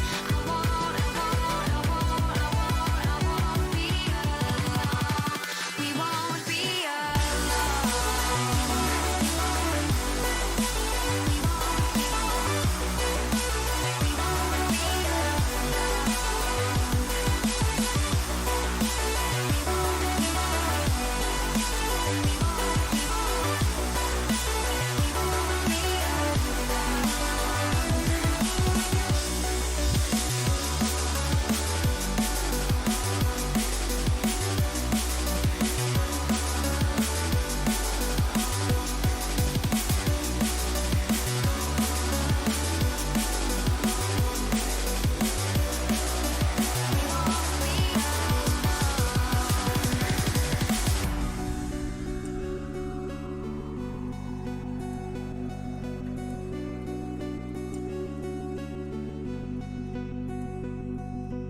I won't let it die.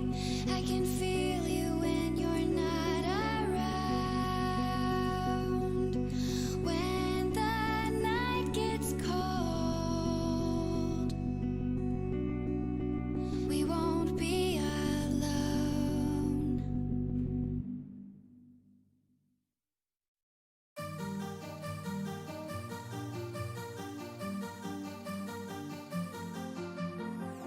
Feel my arms holding on so tight just when you need it most. Feel the freedom of being careless, just being in love. Everything will be alright. Through the darkness, through the night, no fear anymore.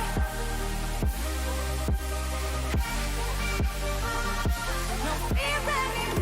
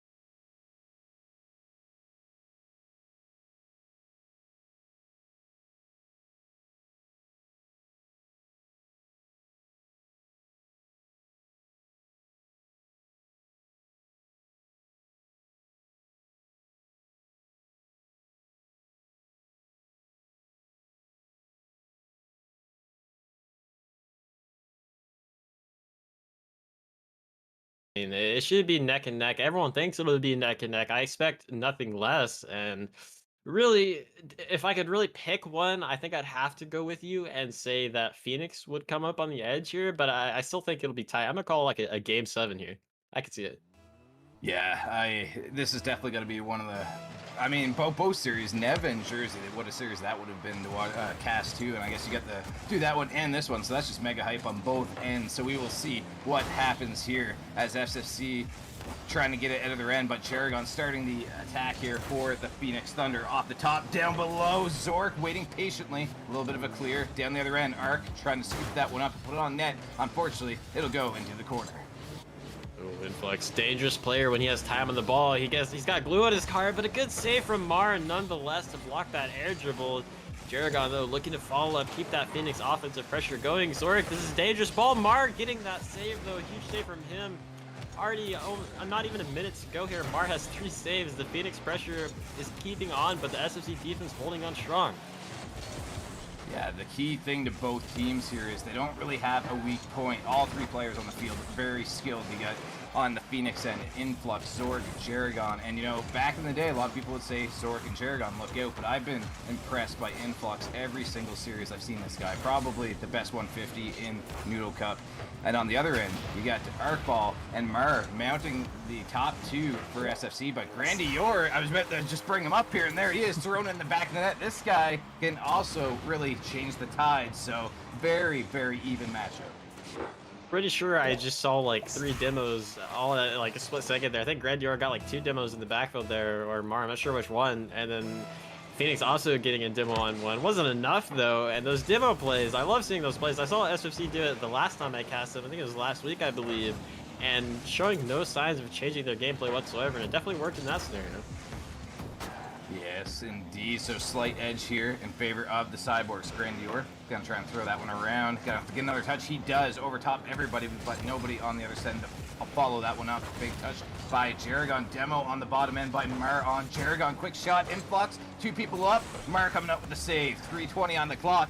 Still 1-0 for San Francisco, but they are being outshot 5 shots to 2 right now by Phoenix.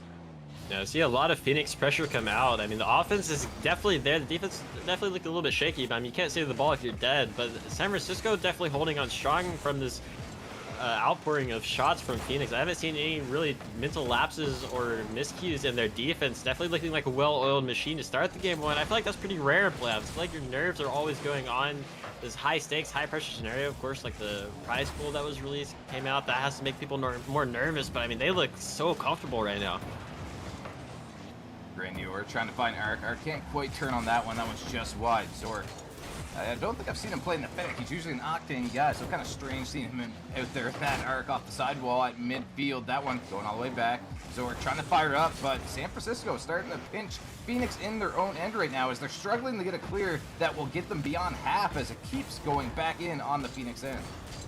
Yeah, I was bragging about the Phoenix offense, and all of a sudden you see San Francisco coming out with their own just constant pressure. This is a little bit of a mistouch whiff from Zork, but Jaragon thankfully there to clean it up. I know Zork catching his breath after that one. Pretty even so far here, Chaos. I'm not seeing a lot of mistakes from either side, but both teams kind of giving a little and then giving more away, it seems, as San Francisco's offense is not showing any signs of letting out.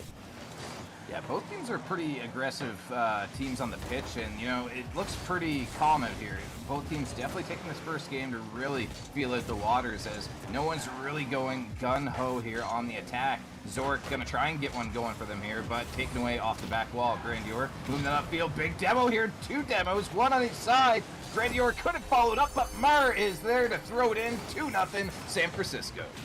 Oh, nice demo from Arc there. He got demoed for his efforts, but I mean, I think he got in the way of Jaragon just enough to make Jaragon very awkward there. He could not recover and made his momentum spin out.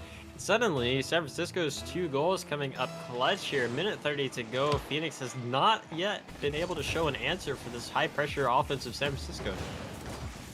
Yeah, the secret weapon Mar would say is being cast on them. Maybe this is the difference maker, as Phoenix definitely slow into the gates here, but Zork trying to tip that one down in, goes to the corner. Mar up top, tons of boost to work with, trying to carry it out towards the mid. Big challenge by Influx, but unfortunately that one will get out of the zone as Zork throwing it back in. Nearing the minute mark here, and Phoenix has to strike here. But what do they got to do, Sizz?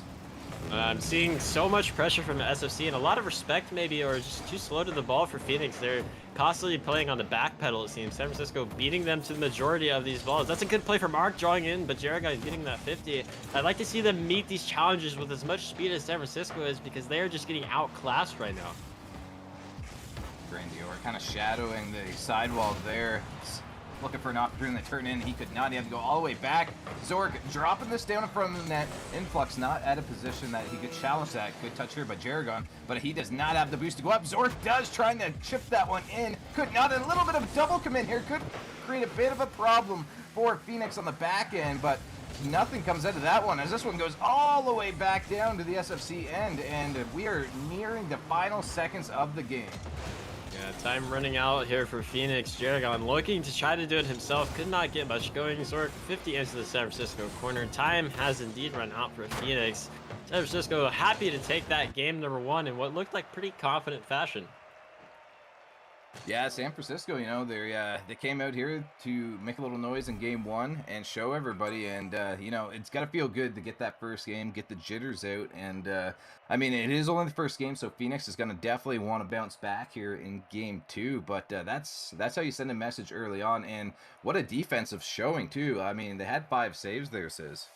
Yeah, I mean, overall, like, the look from San Francisco that they cut out, they were strong on both ends, and that's pretty rare to start out a game or a series with. It just be that nice on defense and offense going. And I think the key that I really saw from Phoenix, or from SFC rather, that I did see from Phoenix was those tactical demos. It was just seemed like on the perfect counter opportunity that you want a demo, San Francisco is getting a demo. So they're definitely aware of those times that they need one, and they're capitalizing on it. So I think Phoenix needs to really watch out for those, as there's always so much chasing them, especially Grandior. I see that man constantly on a Phoenix player. It's a scary sight. Yeah, so maybe the physicality proved to be the difference maker here. Let's see what'll happen in game 2. We're gonna throw 5 minutes on the clock here and see if Phoenix can rebound, or if San Francisco will continue to snowball the series in their favor. Grandior following up a nice good toucher. He's still going down. They're gonna center that one in front, and Zork couldn't make the play, but a great tactical demo by Jerigan in front of the net to alleviate the pressure. Beautiful demo. This is a little bit of a double commit though. They're gonna get belled because it clears into the San Francisco half, but here's Zork. Cannot get that touch. A little bit of a whiff from him. Jerigan, though, controlling his corner. Counts for a save. Not much going there, though. Jerigan looking to do it himself. Not quite the touch he wanted. Arc clearing it out. Influx is there, though. This is good pressure. Zork popping it up. Can they get the demo? Influx trying to get the air dribble bump. Could not get it to go. Phoenix showing some signs of life on offense. I did not quite see that last game. Yeah, that was a golden opportunity they would love to have back, but unfortunately the game is still scoreless here, and that definitely was a scoring opportunity. Now, one thing I noticed before we played Phoenix last week, looking at ball chasing stats, they are a very boost heavy team. I mean, they usually control the boost and outuse boost by 2,000 to 3,000 on top of any other team, and I'm noticing they're pretty low on boost constantly here, so San Francisco could potentially be just completely drowning them here in the boost game, and that is not what Phoenix really excels at defending against. So that could be the weakness here by Phoenix. So they got to really pick up the boost management and the collection, perhaps, as they just constantly low boost. Yeah, lots of pressure from SFC. I'm looking at their point of views. I'm seeing a lot of times just racing for the boost. Like, that's their whole sole purpose, is just to grab that boost from the Phoenix player. And here again, Zork taking his time and got that corner boost, but this is a good pass from Mark. Martin not quite getting the touch he wanted. Jared got a good demo though to get him pressure out. And a good clear as well. Can Zork follow it? This is a good ball, but no, Mar's gonna beat the better of him. Mark is there. That's a nice positioning, but it's quite off the post. Influx getting that read. Still though, not getting this ball really out of their half, and eventually I feel like they're gonna crumble, but still holding on. Yeah, this is still scoreless here. Both teams trying to do anything to make the first strike. 2 shots apiece here by Phoenix and San Francisco. A little bit of a clear here, kept in by Jerigan. Zork looking for a little bit of a bump there at the near post, but nobody was actually there. Arc ball trying to pass this mid, but nobody there to help him out. Zork gonna put this into the corner where Influx is. Big shot, but cut off early by San Francisco. Good defense there. Good recognition of that play, coming out, sniffing it out, getting it out. But Harry Influx looking for that counter. Grandior, oh my goodness, getting a double. That's an extremely high touch. I don't think he could have got higher. Zork, the infield pass, not quite close enough to Jerigan though. Jaragon Influx getting tangled up quite a little bit, but it's okay. They get bailed out. Mar not getting that what he wanted, but Jaragon looking for the clear to Zorik. Grandor's there though. And no Phoenix player for that follow-up. It seems like they just can never have that boost as a third man in order to get that offense going. That's a good shot from Grandor, and Arc back flipping could not quite get it to go. Phoenix is wiping their brows after that one. Yeah, again, I'm just seeing like at least 2 players at all times very low on boost. One player might have about 80, but the other 2, 0 or 10. And that, like I said, huge game on Phoenix is just they're very heavy on the boost usage, stealing, and everything. So San Francisco, I think, has caught on to something here and done their homework as it's really working for them here. Grandior gonna keep this one in the corner, wrapping it around to the front. Arcball couldn't make the touch. A little bit of chaos there near post, but Influx will keep it away into the corner.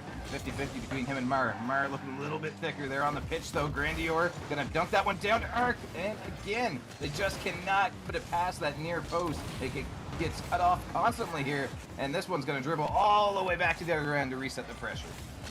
A little bit of a breather here for Phoenix, finally getting the ball out of their half. It really hasn't lasted long, though. Let's see if that changes. Jaragon tried to do it all himself. Arc with a nice save. Influx off into the corner. Zork is there, off of the backboard. Can Jaragon get there? He's going to beat Mars. This is a good chance. Arc not going to get the save. A little bit of a mistouch there, and Phoenix finally opens up the scoreboard. That might be what Phoenix needed, just to break the ice, as Jaragon's the man to do it, as Arc just barely not able to keep that one out. So very close, but 59 seconds remain. Phoenix with a 1-goal lead. Will they continue to put on the goals, or San Francisco come back? Arcball up top, gonna go for solo off the ceiling, misses the touch, unfortunately, but Grandior to support him here. The 50 shooting it wide. That will go over to Zork, who has lots of room and boost. Good 50 there for Mars, sniffing out Zork's play. Doesn't want to give Zork any time on the ball, as we've seen so far, but Arc looking for this double touch. Influx there to save, though. Grandior snagging that corner boost. That's a huge boost grab. Zork looking to clear this away, just to give his team time to get boost, but Arc now into his own corner. Under 30 seconds to go. They need to get something going quick. This Phoenix defense is holding on strong. Jaragon maybe back to Influx. Influx beating Arc. This is a dangerous situation. The time is ticking down for San Francisco. They have to get something. They have to get it quick. Big clear to the backboard. Mar trying to send it upfield, like you said, trying to get something going. Good passing play between the two. Mar up top, trying to carry it to Jaragon, but he goes up to put that down. Influx trying to defend the backboard. He does. One good clear here could end the game, and this could be it unless Grandior keeps it up, and he does, but Influx putting it straight back here, just waiting for it to die and hit the ground, and it will. So Phoenix will steal game 2. That was dangerous. I didn't know if anyone was going to let that hit, but Influx hitting that high didn't really have a choice. He got smacked into him, but San Francisco, I mean, the pressure that they got was really relative to the first game, but I think Phoenix's defense stepped it up a notch, and I didn't see nearly the same amount of demos that I saw from the last game. So either the Phoenix rotation tightened up and expected it, or San Francisco just wasn't quite able to do it. Nonetheless, though, a good counter here from Phoenix to tie it up. Yeah, really low scoring series so far. 2-0, 1-0, and like the shots are not really in astronomical numbers or anything. We got 5-6 here. San Francisco just edging out Phoenix for the second game in shots. So, I mean, both teams' defense is pretty good, but these two teams are mainly known as strikers and offensive machines here. So I'm gonna expect the next few games probably open up a little bit more, but. I don't know, definitely close, and I'm definitely, like we talked about, I don't know who to pick, because they're both very, very good, but I definitely expected to go the distance. Yeah, for sure. I mean, the second game really showed to me that, like, what I thought was maybe going to be SFC gaining an early lead from this game, they took it right back, and I really want to see more offense going on. I mean, the defense has been super solid, but still not a lot of crazy opportunities for either team, just kind of tugging at that midfield line, keeping pressure going, but not really going for anything crazy. But this is good from Grandior. Can he get it? Influx diving back, pitches that off the post. Good save from him. The pressure's not over though. Zork launching that ball out, and Phoenix can breathe just for a moment. A little bit of clear coming down here as the pressure resets. Grandior gonna wrap it around, and there is Mar, but he's getting dunked by Zork. Arcball throwing it back into the corner. A little bit of touchdown. Grandior creeping up, flicks it over top. 1. Now he's gonna try to follow it up, but Jaragon huge clear here as both teams looking to see who can get the first goal, but neither pushing back. Back in this corner again we go. Arc, a huge dunk on Influx. Jaragon has to make that save. He does. Another pre-flip save from Zork. The man has 4 saves not even a minute lapsed. So we see SFC's offense is going on all cylinders, but Phoenix's defense maybe even more faster pace, but this is dangerous for SFC. Arc clearing out Mar, the awkward situation. Zork low 50 from Arc. Arc in a 1v1 situation. See what he does. Looks to pop it over Jaragon. Jaragon cannot make contact. Arc opening up the scoreboard for SFC. Yeah, San Francisco gonna open up the scoreboard this game here. Jaragon just in a little bit of an awkward spot to make that challenge, and a great shot by Arcball to pull ahead by 1. Let's see if they can continue this. I mean, they are currently out shooting Phoenix 7 shots to 0 right now, so they're just completely silencing the Thunder. And speaking of silence, Zork getting double demo here, and the shot on the back, but that one stopped, and Arcball popped it up to carry that one out all the way back. Should be an easy touch here for Phoenix, and they do. Back and forth we go to each other's halves, but Phoenix still not having a shot registered to their name, not getting really anything going. Influx though, see what he can do here on a 1v1 with Arcball, looking to flick it over, doesn't get the flick. Arc back out. Zork decides to leave this for Jaragon. Jaragon gonna dive. Another low 50 from Arc, drawing that Phoenix defender in. Good 50 though here from Influx.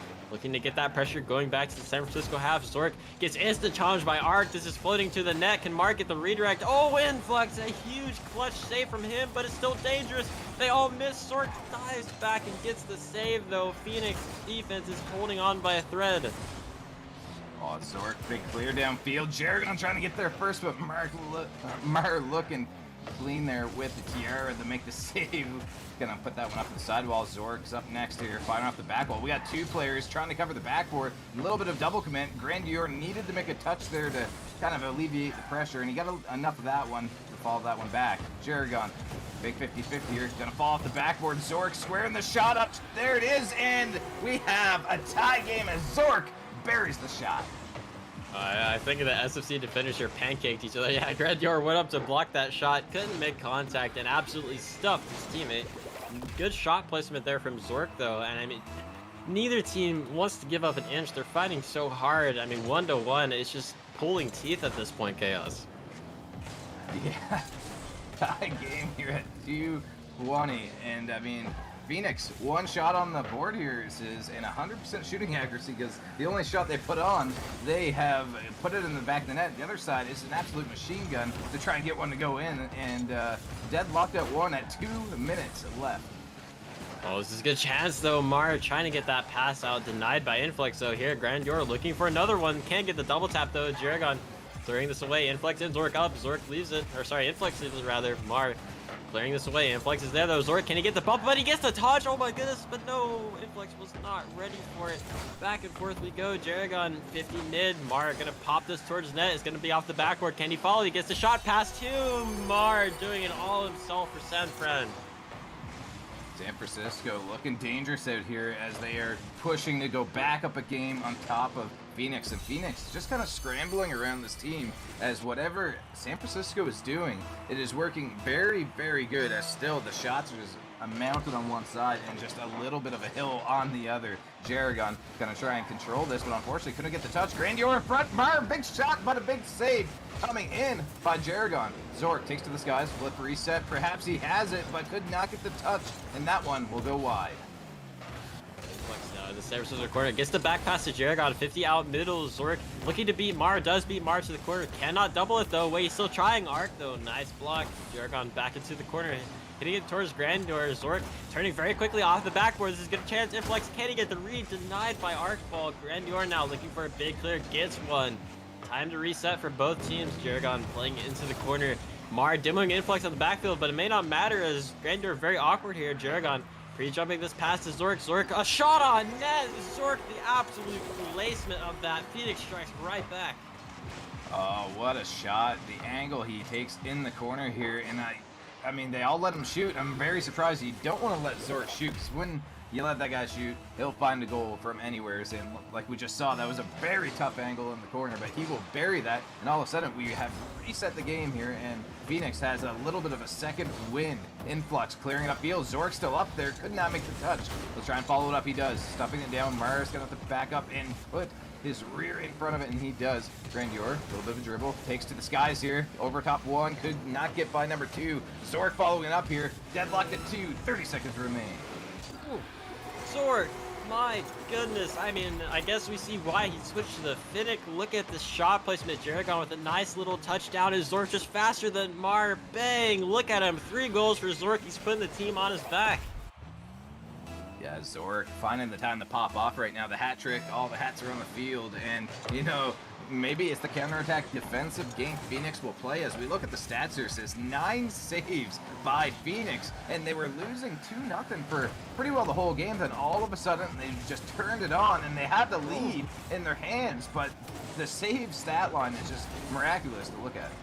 Jaragon hitting that clutch save. Mark it 10 for Phoenix after that one. Time is running out for Sanfran. Jaragon looking to make it 4th arc though. The ball is still up. Can he get it out? Influx keeping it up as well. Trying to follow this. Grandeur keeping it up on the wall. Still up. Influx down to Mar. Mar pops it up. Grandeur pops it over to Zork. Gets bumped for his efforts though. Jara up quickly. Gonna fake this, but Grandeur could not quite get it. He did not have the boost, and Phoenix holds on with that extremely solid defensive performance. Yeah, I mean, San Francisco takes game 1, Phoenix answers with game 2, and now, you know, it looked like San Francisco for most of the game was going to take game 3. Then Phoenix in the back end of the game did what they needed to do when it mattered most. And I mean, they put 5 shots on and they had 10 saves. That is crazy. And Zork was the MVP here, but I mean, Jaragon set him up every single time. So 100% goal participation between those two. I mean, that was a pretty good counterattack. Is there anything you expect to see here in game 4, or any kind of a prediction between these two teams? Well, maybe for Sanfran, maybe a little higher shooting percentage. you have 12 shots. I was about to say 14 versus Phoenix's 5, and you lost 3-2. I mean, that shows the offensive prowl and character of this team that we just saw. So I mean, hitting those in, getting able to finish those, I think is really the key for San Francisco. And I believe the game just disconnected me, so I'm gonna hand that right back over to you, Chaos, for a second. All right, yeah, it looks like you got booted out of the lobby. They didn't want you in there any longer. But yeah, I mean, San Francisco is very known for just massive amounts of shots. So when they don't go in, they get a little bit unlucky. So they're going to have to try and improve on that, like you said. Mar up top will defend the backboard cleanly right off the rip. Zork following it up, and man, he has not cooled off. He started at the back like minute and a half of last game, and he's still carrying it through this game. I mean, anyone that has ever played Zork or played against him knows that when he gets on fire, it is very difficult to stop. Especially the Finnick seems like the move for him. The card change right off of the kickoff, starting where he was last game. This is very dangerous for Sanfran. They need an answer, and they need one now. Oh, Mar almost getting that flip reset. Can Grandeur follow? No, not quite, but I like the idea from Mar. Yeah, a little bit of a lazy shot by Arc. Ball turned aside by Phoenix. That one all the way back to the other end. Mark gonna try and take the skies here. This one's gonna go back towards his net. Unfortunately, huge clear the other way. Influx can't get that off. This one's gonna be on net. Good cutoff here by Influx to hand it off to Zork. Zork move this one forward back to Influx, and a 50 is an absolute dunk and a half, but nobody can follow that one up. Unfortunately, San Francisco is now on the counterattack. Maybe looking for more demos. I saw a demo in the back after San Francisco. That off of the crossbar. That's going to be off of the crossbar as well. Mar gets the bump in the backfield, but no, the shot right at Jaragon. Fails him out awkwardly there, but still, ball in. Phoenix is half Zork now with a powerful clear, getting it off. Mar stuck in his half, has to make the touch. Influx almost sliding. That arc is very awkward. Gets the backwards flick though. Jaragon also flipping backwards, getting the bump. Arc trying to get that bump on the play, and I see Sanfran going back to that first game, just going for a lot of demos and physical plays. Yeah, we'll see if it will work out for them like it did in game 1, or if Phoenix will continue to show signs of life here, as they are looking a lot more different all of a sudden. Something's clicked right through the half of last game, I should say. They just really turned it on. They're looking a lot more strong, but as I say that, Arcball, huge shot, but better save on goal by Jaragon. Then a clear by Zork to get all the way downfield to start an attack of their own. I don't know if Phoenix just played all defensive warm-up training packs. I don't know what's happening, but San Francisco, with all of these shots, cannot get a goal. I have seen so many well-placed shots, so many opportunities, and Phoenix's defense is just better at the moment. So I don't know. They're on all cylinders. Zork trying to slot that past Art cannot. Jaragon, though, with a quick follow, grabbing that boost from the corner. Mar trying to get it out. Low boost to his name. Zork back to himself, maybe. Can he do it all himself? He can. Zork cannot be stopped. Yeah, I mean, Zork has just really picked it up all of a sudden, and San Francisco, same story from last game. They're out shooting Phoenix by a pile of shots. There were 9 shots to 3 prior to that shot by Zork, so they're still putting them on goal, but it's a matter of quantity versus quality kind of thing going on right now, and it's just not working out in their favor, but there it will now. Eventually you put enough on goal, and you will find a little bit of a chip in the armor. So Grandior getting credited with that, with Mart with the assist. San Francisco inching ahead. Lord had to avoid that demo. He dove, couldn't quite reach it. A nice play nonetheless from San Fran. And that maybe is the momentum they need. Just finally getting that goal in the back of the net. It's so frustrating when you're constantly peppering shots on and you just cannot get them to fall. But finally it does. Almost halftime here at Chaos. I don't know. It's a large battle, man. Yeah, San Francisco inching ahead a little bit with that last goal, but they still find themselves behind by a goal. Influx, no boost to follow that one up. So Phoenix definitely feeling comfortable to still have that 1-goal lead here, but there's half a game left. But can San Francisco match the speed that the Thunder are putting on right now? Influx gonna take it up around the back, gonna try and drop it down, but Grandior cutting that off early. Jaragon to the backboard again, but shut down a second time here. Grandior gonna feed this one up mid. Zork wanting to get a good touch, and he does. Influx gonna follow that one up all the way downfield. Arcs there with a lot of space. Jaragon moving to cut this off. He does, but again, gotta just jock for the midfield possession, which neither team has been able to get here for a solid minute. Yeah, neither team wants to give that up. It is so crucial, especially against teams that love going offensive pressure and constantly sending demos and things like that. Being able to have that man for that clear is vital. But Zork there pre-jumping that, beating one. Oh wait, Grandior missing. Mar has to bail him out. Jaragon with the follow, demos him. Phoenix, can they get there? No arc ball. Faster to it, but Zork here following up again, looking to do his magic. 50s march to the half. Jaragon trying to keep this pressure for Phoenix going. Looks for the infield pass. No, he goes for the air dribble. Grandior bumping him. This is off the backboard again. Flex gets the read. No, it's off the post. Jaragon cannot get the follow. SFC's holding on by a thread. Zork continues to slow it down here and still just keep this pressure going on for Phoenix. Yeah, we are nearing the 1 minute left mark here for San Francisco to tie it up, or for Phoenix to put another insurance goal on to try and get that dagger put in the coffin here. There's a good midfield passer to Arc. If he gets squared up, he's going to actually offer the pass back to Mar. That would have been huge, but Jaragon again throwing up the defensive wall in front of the Phoenix net here. Now he's upfield for a redirect, but cut off by the last man by San Fran. Now, I mean, they got to strike here soon, Sis, because Phoenix is really tearing it up. And this could be it, actually. It's all the way back, but Influx will turn that aside. Definitely, I feel like going back to what you said there, quality over quantity is the key here. Wait a minute, this could be it. No, it's still saved. SFC cannot find the back of the net. Phoenix is just holding on. Under 30 seconds to go. Influx looking for the clear to Zork. Zork dinking that. Can he get it on target? Almost. Grandior, though, looking for the clear. Denied by Zork. Mar has to race back. Close to 15 seconds. Influx playing patient. Arc clearing this away. Jaragon's there, though. Can he get a second touch? Who's going to touch it? Jaragon or Zork looking for the pinch. Can't get it to go. 10 seconds. Jaragon looking for the pinch. Cannot. Grandior needs a clear. He hits it right to Influx. Phoenix going to take this game solidly. Yeah, they will be moving on to match point, and I gotta think right now, is San Francisco starting to get a little bit frustrated because they put on, 14 shots. I was gonna say it's felt like at least 15, so they're putting on so much effort on the goal line, but nothing's going in. And that last one, that I don't know how Phoenix kept that out, but that was a massive save so late in the game, and I mean, they got to be getting frustrated on the offensive third here at this point, but they got to switch something up and something really soon, because now the backs are to the wall here, staring down the end of the season potentially. But San Francisco, they're a dangerous team. I definitely think they have the stuff to come back. It's just, are they going to be able to pull it off? I mean, yeah, for the second game in a row, Jaragon rocking that 4 saves. I think last game, Zork had 4 saves, and Influx has 4 saves this game. So, I mean, San Francisco, like I said, 14 shots. That's a lot of opportunities, but they are just not getting them to fall. And I'm not seeing a lot of plays that I think are crazy offense. I think Phoenix maybe panicked a few times, but like San Francisco needs to step up on the offense, whether it's for demos, whether it's passing plays, something needs to change because Phoenix is reading you like a book. I mean, to have that many shots per game and have that many saves, obviously Phoenix knows your offense and they know it well. And SOC has to strike back here or they're going to get a 4-1 straight for the end of their season.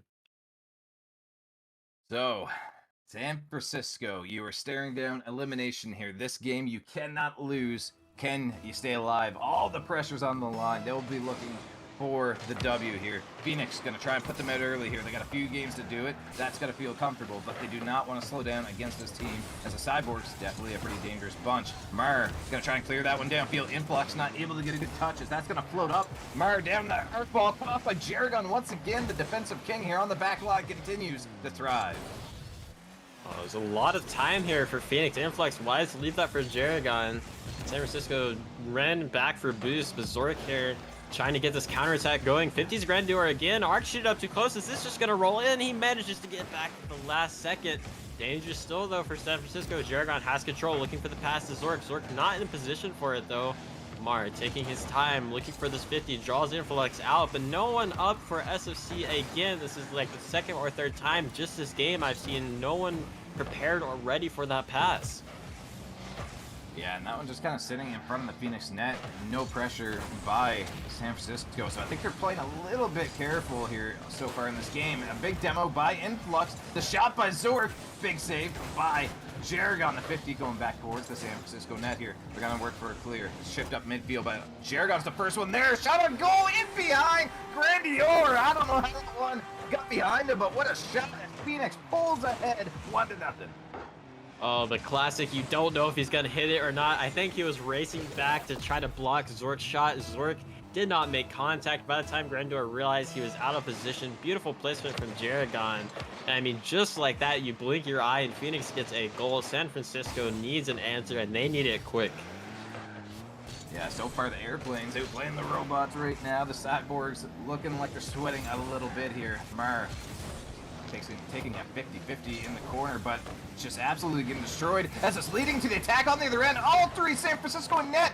Triple committing to make the save, and it stays out. And now maybe they can get an attack of their own, but they are definitely feeling the pressure.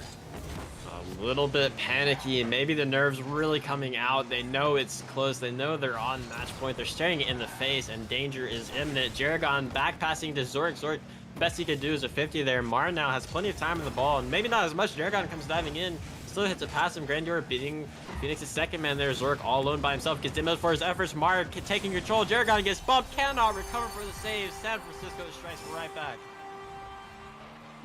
Mar gonna be the guy that can answer the drought here, as they needed a goal, and that was a very good one. Jaragon was in the net, avoiding a bump, and I mean, the guy can't keep everything out, so he's trying to do it all, but unfortunately there was a little bit of hole in the net, and now we have a tie game. Zorik gonna bump our ball off the wall, it looked like, and it was. Grandeur gonna cut that off. Mar waiting patiently in nets here. Jaragon gonna try to squish this one down in front, but Zorik getting credit with the shot here. Deadlocked at 1, 2:40 left on the clock. San Francisco's offense cannot get anything going. Next best thing is demos. I mean, they can't save the ball if they're not there. If they're bumped, Mar, this is awkward though. Can't get a save. Arc, last second flip, does get the touch. Grand now trying to get it out for his team. Arc though has a free ball here. He elects to hit it off the backboard. Jaragon has a clear. Influx looking to 50. Mar does 50. Wins in the favor of him. Grandeur though controlling, looking to get it past one. Does so. Low boost to his name. Zorik up there quickly. Elects for the big bang off the backboard. Mar not making contact though. Influx there quickly off of the corner. This is dangerous. Jaragon up quickly though, hitting it high to Grandeur. This is a double commit for San Fran though. No Phoenix player there. Phoenix electing to play a little bit more passive at that midfield lane and just wait for San Francisco to get the clear to them.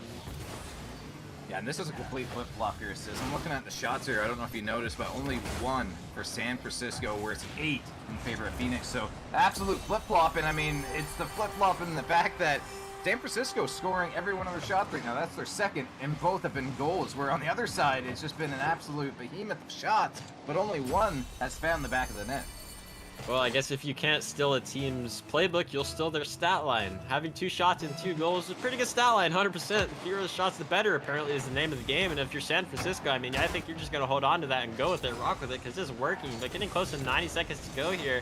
Phoenix peppering shots, but San Francisco's defense looks pretty strong. I think they're right where they want to be right now.